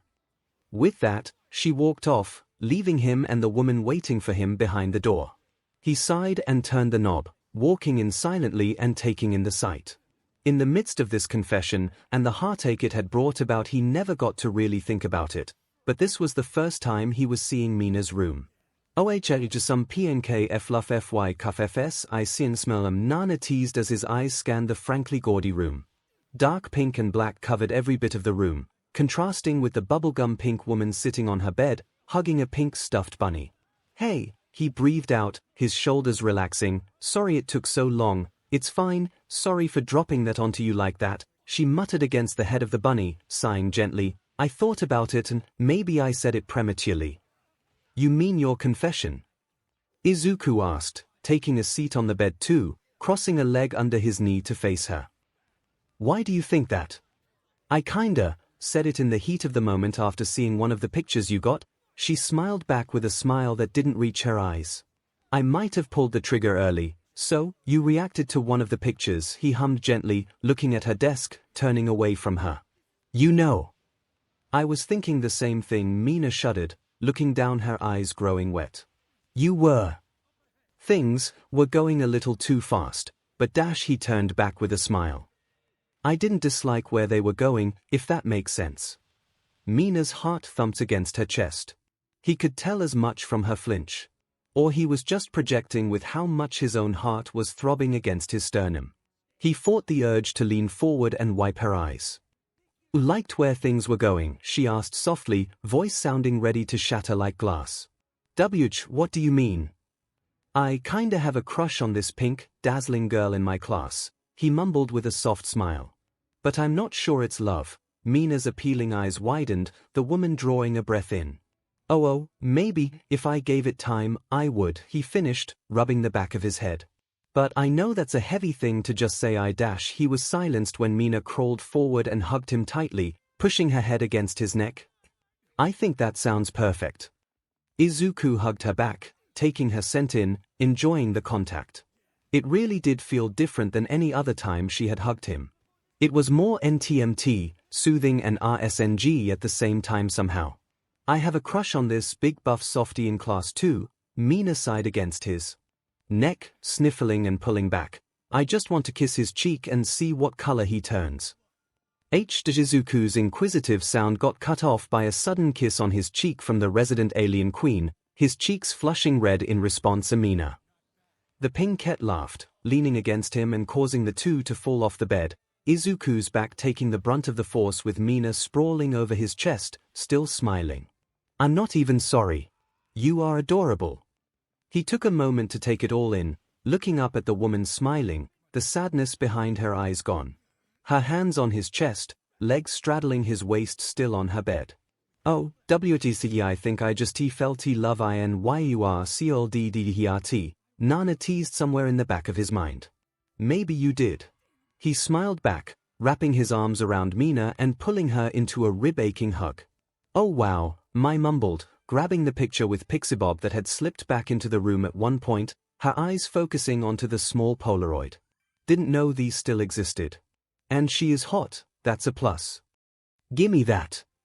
Katsumi huffed, grabbing the picture out of her hand and glaring at it. First Mount Lady, now Pixie Bob. Both blonde, both with more feminine bodies. Both sending her boyfriend almost nudes. Part of her whined that she didn't have BRSTS like those two. Part of her knew Izuku loved her even if she wasn't the most feminine. Maybe that's why he hasn't done anything with you, a dark voice in her head mumbled, silenced by a firm shake of her head. God, how many of these did he get? She hissed, tossing the picture onto the pile on Izuku's desk. How many single heroines are there? 𝐒𝐭𝐴₂ mumbled, rolling in Izuku's bed and staring at his ceiling. Somehow, she had missed even that. Love's weird. A knock alerted all. Before Izuku slowly opened the door, his other hand intertwined with Mina's. Had our talk, he mumbled with a smile. We're gonna test the waters. Taking it slow. Mina smiled and nodded. Hope you four don't mind me crashing the party. Mai was at her side, already pulling her into a side hug. Same here. Same here. Both chuckled as Mai pulled her into the room, already bombarding her with questions over her hero suit and quirk. Momo grabbed Izuku by the wrist, pulling him in too, hugging his side. See, that wasn't that bad, was it? You are only saying that 'cause you wanna see more romance happening, Izuku huffed with a tired smile, but, thank you. Momo chuckled, kissing his cheek, then pulling his head down for a kiss on the lips. Don't mention it, either of it, she added with a wink. Now, which letter was the one that was interesting? Mai blinked as Izuku read out the last of the letters from the pussycats, rubbing under her nose gently. Oh, Momo was sniffling lightly and 𝐒𝐴₂ looked close to breaking out in tears, Mina smiling a smile that was closer to a frown than anything happy. Katsumi blinked as blankly as she was feeling. Wow, you really? 𝐒𝐴₂ breathed out before hugging Izuku's side with a smile. I can't believe that you helped them so much. Izuku smiled and wrapped an arm around her too, pulling her against his frame. I know. I never thought I would change so much by doing that. You didn't? Mina questioned, her smile progressively turning more teasing. I thought you'd be the one most understanding of what that would feel like. She wrapped her arms around his neck, pressing her chest against his back. Can't you imagine seeing a quirked man on national TV when you didn't know you had your quirk? The thought hit Izuku like a freight train, making him flinch. I never thought about it like that, but now I am. Emin, tem mustbaf mini and 6ofyu, Nana muttered at the back of his head, putting his worries on the forefront. I really don't want to think about that. And, Izuku, it's gonna be a weird thing to ask, but can I sleep over today? The pink-skinned woman added, nuzzling the back of his neck. Please. Wait, you thought you weren't? Mai added with tangible shock, then ran around to Izuku's front with a pout. Are we not sleeping tonight? You didn't tell me. Izuku chuckled, pulling her for a hug with his free arm. We can, don't worry. Mina was the first to cheer. Woo! Sleepover. Momo smiled at the sight serenely, rubbing her eyes with pure happiness, looking at the scene of her lovers giggling and setting up for sleep. Katsumi gave her a sidelong glance with a smirk. You getting sappy again? Yeah, she breathed out, turning to smile at her brightly. I was there when history was made, and I've never thought I would ever be this happy in my life. Katsumi looked away with a gentle blush. Told you, sappy. All right, you hatchlings. All Might called out, Mecha Might finally on her side once more as the hero class began. Today we are going to be doing some one-on-one sparring. I'll announce the groups in a second. The mechanical Goliath cracked its neck, his red eye glowing brighter. 𝐒𝐭𝐚𝐲 𝐔𝐸𝐽𝐝 𝐂𝐸𝐿 iduai to obsyavi. You heard the TA. First group. Izuku tuned out the names being called out, looking at his gauntlets. In the fight with Stain, he had almost died because he had held back too much. He had to get a better handle on the thin line that was his power output. Ea said, TDT, T-Han do any. Even Wif Totrel Command, Nana chimed in. HNSTLY, it MINHTBWSE BSUSE YOU HAVI Total Command, YOU up Tichenkaing TO MUCHF the emotion and T-Hat Marcus US lower. Yeah, I'll need to improve on that. Hopefully I'm paired with someone that can help. Young Bakugo and young Midoriya. All Might called out, the two mentioned snapping into attention and throwing looks at each other. Katsumi smirked maliciously, her eyes shining. Izuku grinned, his helmet folding around his head, visor flashing and turning to the animated eyes burning with green determination. The blonde liked her lips. Rematch time. And no bullshit this time. Wouldn't dream of it. Izuku breathed, the light burns on his chest stinging with the exertion, watching Katsumi do the same, his eyes drifting to her heaving chest and back up as he pushed the thought of her shirtless away. With the addition of his percentile output, he was keeping up with her in terms of raw speed. But she still outclassed him when it came to sudden directional changes. The recoil of her blasts was faster than he could manage. It was evident she was getting better at it too. Each clash of attacks she threw in another smaller explosion that changed her angle just enough to throw off his counter. Katsumi was scary as an opponent, that much was true. But her learning curve was scarier. What's wrong, Deku? Winded already? She taunted with a smirk. Even with how tired the two had become, the smirk was still genuine. She was relishing this. Funny. He was, too. There was something keenly exhilarating about slamming against the wall that was Katsumi's sheer battle prowess, the wall shifting and growing with each time he did, barely getting one step ahead of it. He was still chasing her lead, but the gap was getting smaller and smaller. You know I'm not, he smiled back, his eyes getting that twinkle of a smile.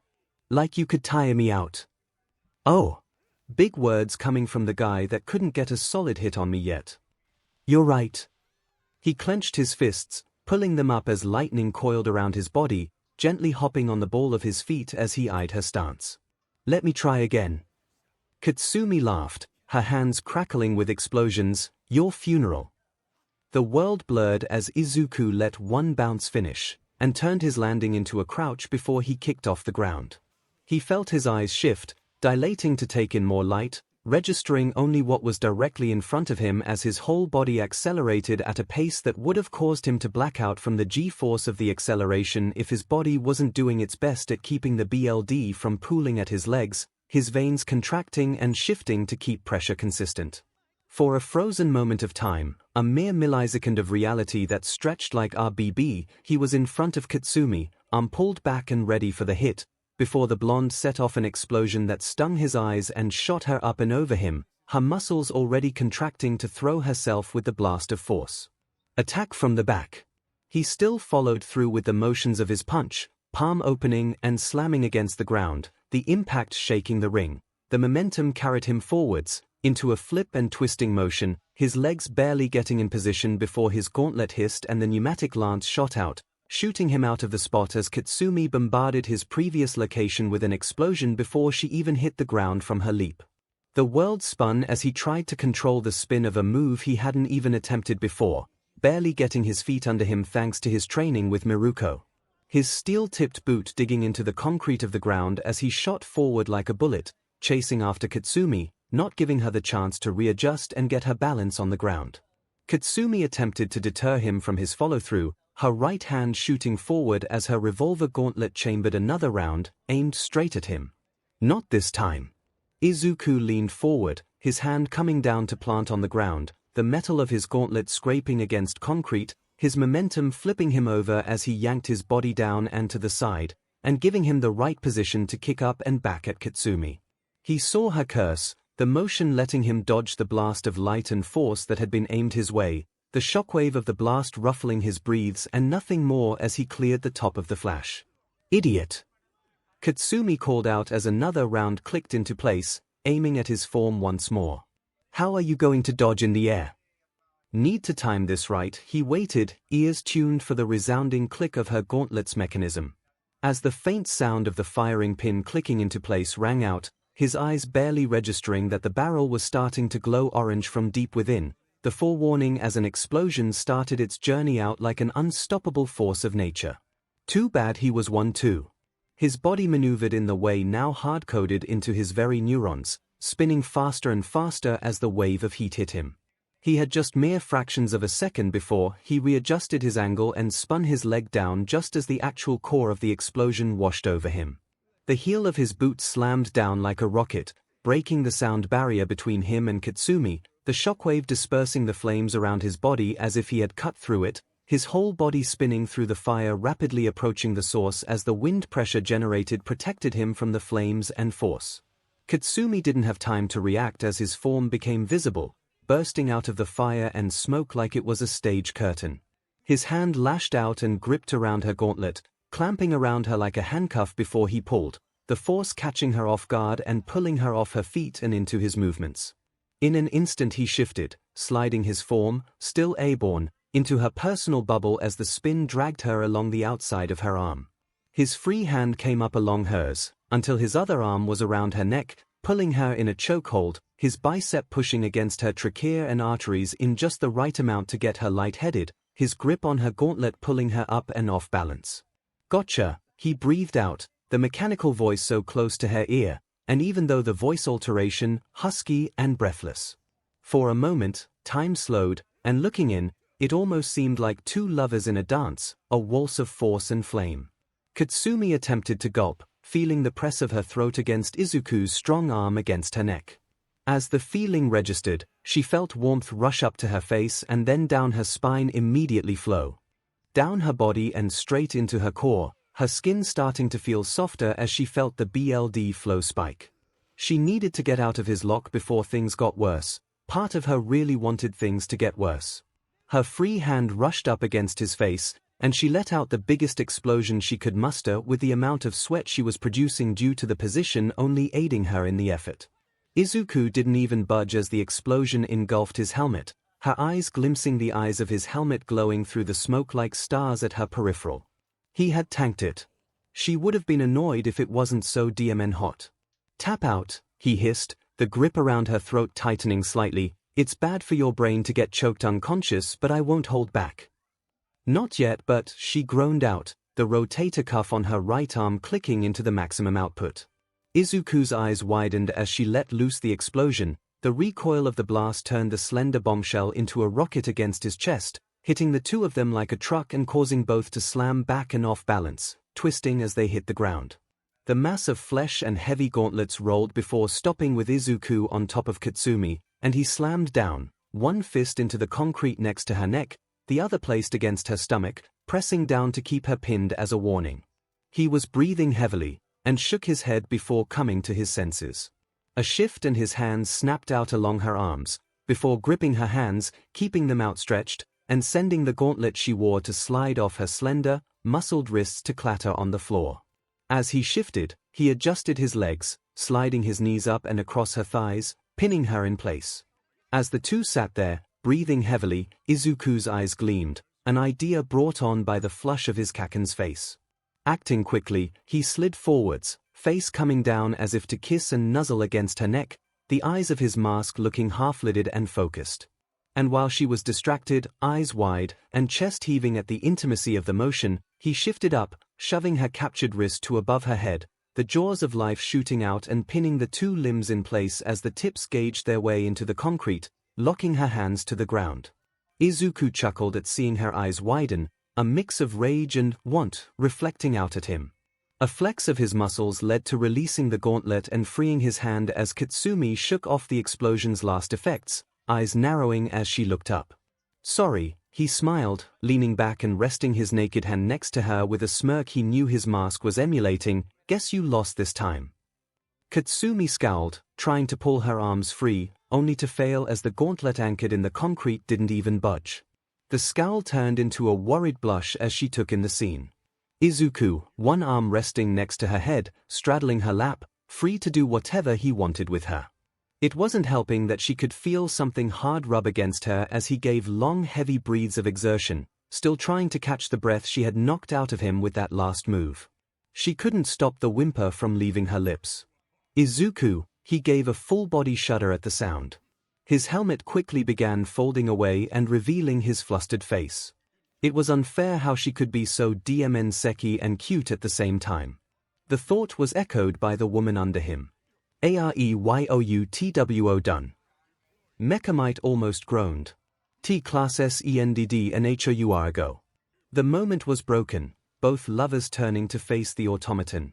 "Also, 𝐔𝐬𝐽𝐫 at here, GSI don TND myself, shut up you overgrown scrap pile." Degree time for her to explode degree she didn't even know when they had agreed on it. Maybe it was just instincts at that point, the rush of adrenaline getting them on that high that even the interruption couldn't deter them. She whined as Izuku almost slammed her against the wall of the male changing rooms, kissing her neck, his teeth ghosting over her neck so teasingly it made her want to scream for him to just mark her already. Her hand was in his messy curls trying to go at him to do that already, but the hard-headed idiot probably needed the command, and she wasn't gonna give him the pleasure of hearing it. His canines rubbed her skin, making her jolt with pleasure, hands crackling like fireworks. "If you want me to be this rough, we need a safe word," he hissed, his voice husky and desperate against her ear, as he pushed her higher against the wall. "And we should wash up, you sweated too much." She hated that he was right. Then again, he sounded like he hated that he needed to stop too. But neither really wanted an actual explosion. The first time in her life when she hated her quirk. A safe word. "Fine, artichoke," she mumbled, as Izuku slowly let her slide down onto her wobbly legs. "Give me a second, I'll make this fast." She shed her costume with practiced ease, the only good thing her internship with Best Jeanist had given her, before hopping into the showers. Water running across her skin always brought a calmness to her mind. The feeling of her slightly sticky sweat turning slick, as if lubricant, and slowly slipping off her skin. But today that sensation only made her core tighten, her hands rubbing her body more violently in an attempt to. Her thoughts ceased as she heard the curtain move and then close behind her. Izuku's kiss on the nape of her neck answered her mental question, making her shiver to her core once more. "Sorry, it's harder to get out of a wetsuit than it looks," he teased gently, his strong hands rubbing her stomach and breasts softly as his chin nuzzled against her, his wet hair tickling her neck. He was gonna kill her. He really was going to. A gentle kiss on her cheek made her blush worse, her thighs clamping together with a whine escaping her lips. "Not fair, eh? It's not." Izuku breathed out, gripping her shoulder, turning her around to face him, his other hand under her chin, lifting her head to make deep eye contact. The sight of the man she had loved for all these years looking down at her lovingly as water cascaded down his body in drool-inducing rivulets was not something she was prepared for. "It's not fair that I made you wait this long.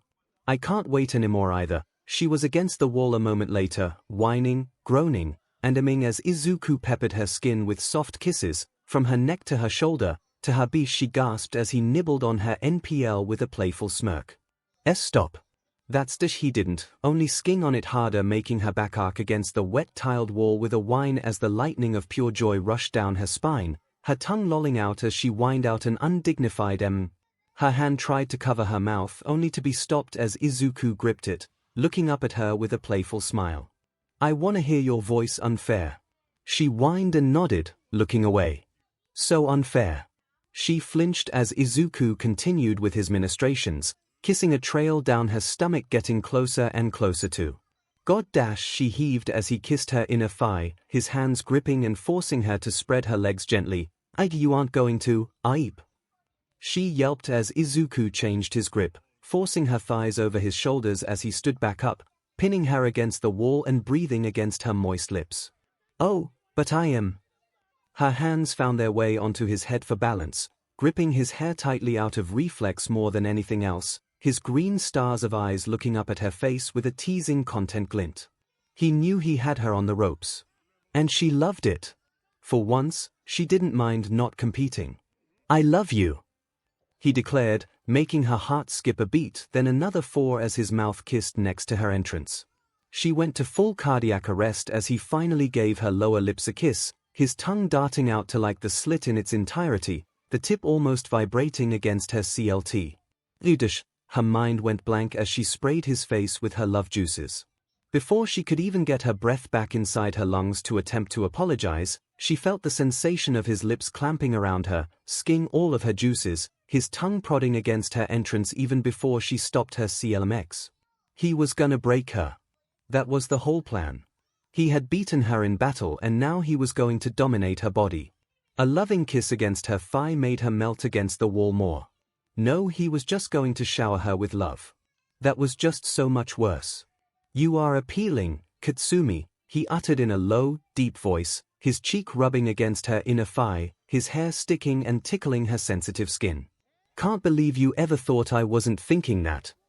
Her face flushed, and the urge to use her long blonde hair to hide her face rose rapidly. You're just saying on another kiss against her thigh, his tongue dragging its way closer to her core, making her very being tingle with anticipation. No, I'm not, he declared with a lopsided smile, looking up at her with an expression that made her stomach churn with how much love he was emitting. You really are appealing, especially when you get embarrassed like this.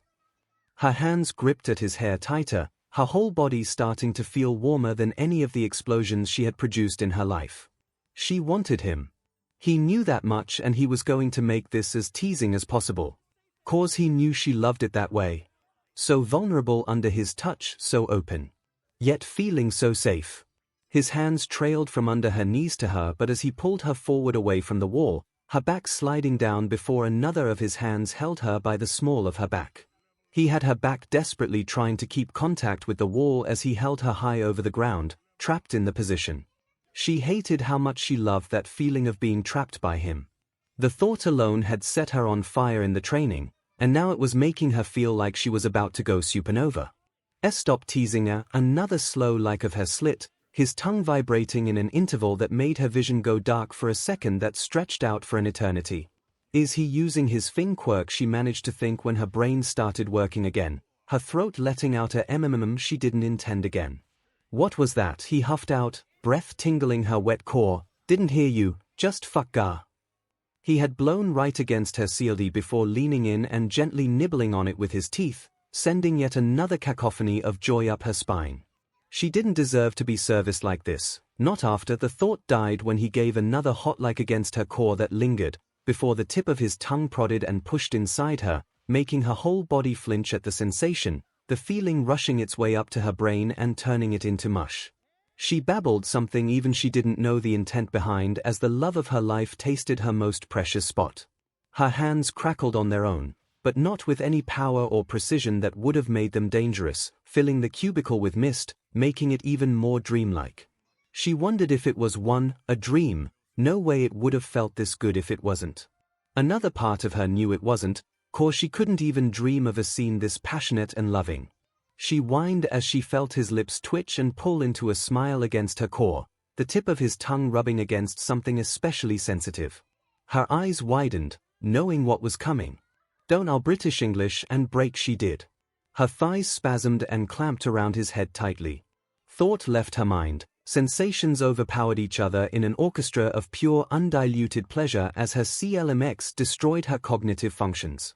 Her vision darkened, replaced by sparkles going off in her peripherals like fireworks. The only thing she could still comprehend was that Izuku was still liking, 𝐒𝐭 against her core, making everything so much worse with just how good he was letting her feel. Breath filled her lungs when he finally relented, letting her come down from her high and stabilize somewhere between bliss and joy. God, you are so cute when you come, he hissed, kissing her thigh and letting her slide down, holding her against the wall to steady herself. All breathless and flustered, shut up, she managed to wheeze out, a dreamy smile forcing itself over her face. You are too good at this. Of course I want to see you like this more. His mouth found its way against her neck, biting into it enough to leave a mark that made it even harder to stand up, even with his support. Can we go further? Her hand gripped his hair, pulling him in for a deep, desperate kiss that ended just a little too fast. Just F me while I'm still coherent, I wanna feel it. She still couldn't believe she had managed to breathe those words out, her cheeks filling with red as the concept sunk in. Oh, all right then, Izuku mumbled with a teasing smile widening on his face. I'll make you feel it. Oh no. She was pushed higher against the wall once more, the tips of her toes barely touching the ground, and it occurred to her that she hadn't gotten the chance to actually look down on his body this whole time. Katsumi had seen the size that one morning, but never in its full glory. She gulped and looked down on the body of her lover. A whine left her lips when her eyes landed on it. Twitching slightly, leaking at the tip and shiny from the water still bombarding the two. That thing was going to go inside her. The thought alone was making it hard to not immodestly spear herself with that. Izuku seemed to understand her urge, maybe even mirror it. She couldn't be sure if she had imagined him groaning or not as his tip pressed hard against her core. Her arms found their way onto his shoulders, one of his hands leaving her waist and pressing against her stomach, feeling her muscles twitch in anticipation. There was a look on his face that just made her wanna melt.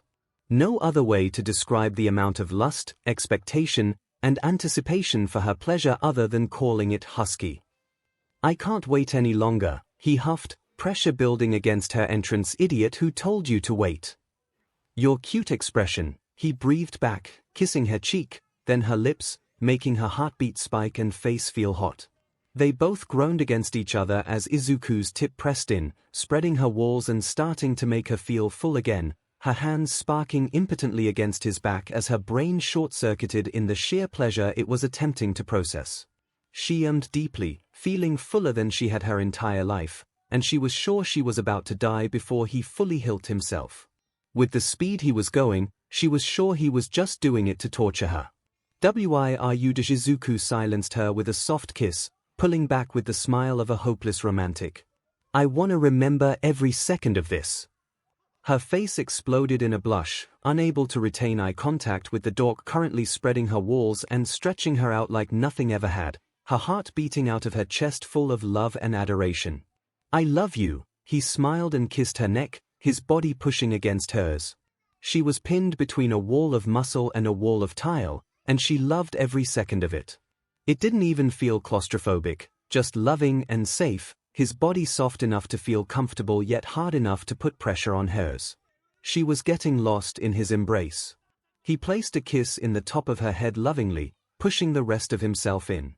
The world flashed again when his tip gently prodded against her cervix, the sensation that was supposed to hurt somehow tipping off every single neuron in her pleasure center, making her body twitch, flinch and groan all at the same time, melting against him as she edged her 𝐒𝐿MX. "Is it all the way in?" she whimpered, tears on her eyes. God, it felt too good, impossibly good. "Not yet," he breathed out, voice level and measured. She blushed at how much in control he was when she was so close to breaking from the sensations. Everything he did was too hot.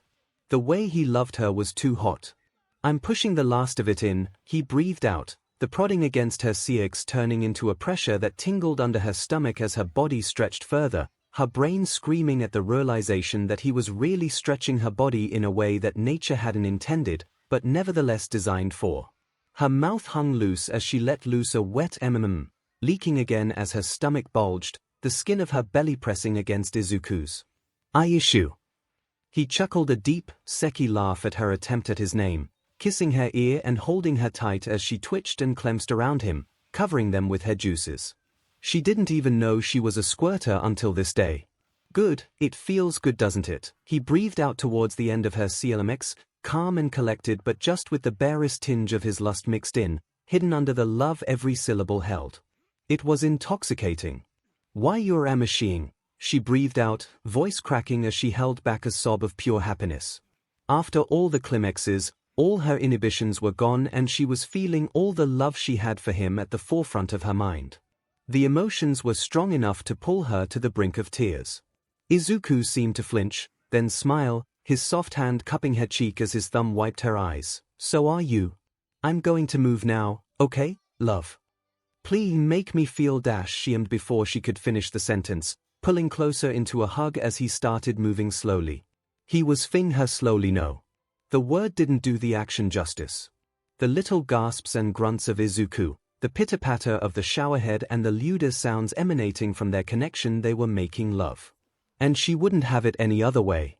The motions were rhythmic, but not carnally so, rather like a dance of passion and grace, his tip prodding and htmltng her deepest depths lovingly, romantically. It was making it nearly impossible for her to notice time passing, the slowly building up 𝐒𝐿MX in her gut. Inching along glacially, making each one of his motions feel like the next, moments blending together, stretching out for an eternity. Their bodies, now acting as one, had become lost in the feeling of giving and receiving pleasure, their senses of time skewed and lost in the moment of passion. Neither felt their orgasms blossom, both only barely registering it when they were at the very edge of that cliff. Their gasps and breaths picked up, not because of the straining activity, but rather the feeling of being so close. Katsumi hadn't even realized she had started crying, and the utter bliss in Izuku's face looking down at her. His face was flustered, eyebrows pulled together and eyes half-lidded as he moved in and out of her idly, her core and his member twitching in unison. "Ew," she ummed out before leaning forward and kissing him on the lips. And for the first time without the animalistic passion she had, the sensation light and slow, trying to convey all of the love she had for him in a long-overdue show of affection. That's when she felt her insides snap and the trail of neurons fire, cascading up her body and pulling her into an orgasm that was way too powerful for the slow and steady motions they were sharing. Even as strength left her limbs and pleasure overrode her very being, she felt the love and adoration Izuku had for her, and the feeling of safety that filled her to the brim in his arms.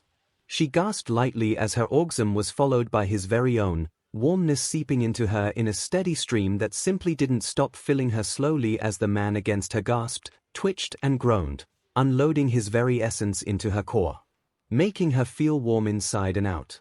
Additional tears leaked from the sides of her eyes as she snuggled against him, cooing and whining at the sensation of her WMB getting filled past the brim in a slow and steady manner that made it the more satisfying.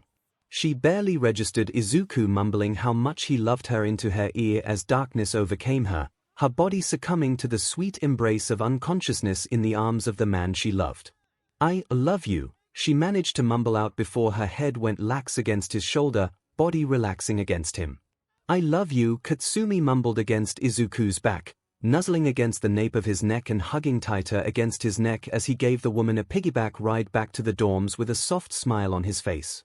"I doent know 𝐤𝐚𝐼𝐵," Nana mumbled, breaking the moment created by the setting sun and the calm spring breeze. 𝐒𝐻𝐢𝐻𝐼 managed to 𝐾𝐚𝐲 𝐔𝐻𝐸 out 𝐼𝐻𝐸𝐻𝐿 𝐔𝐬𝐻𝐸𝐻 bind. "For once can you not? Enna. Midoriya."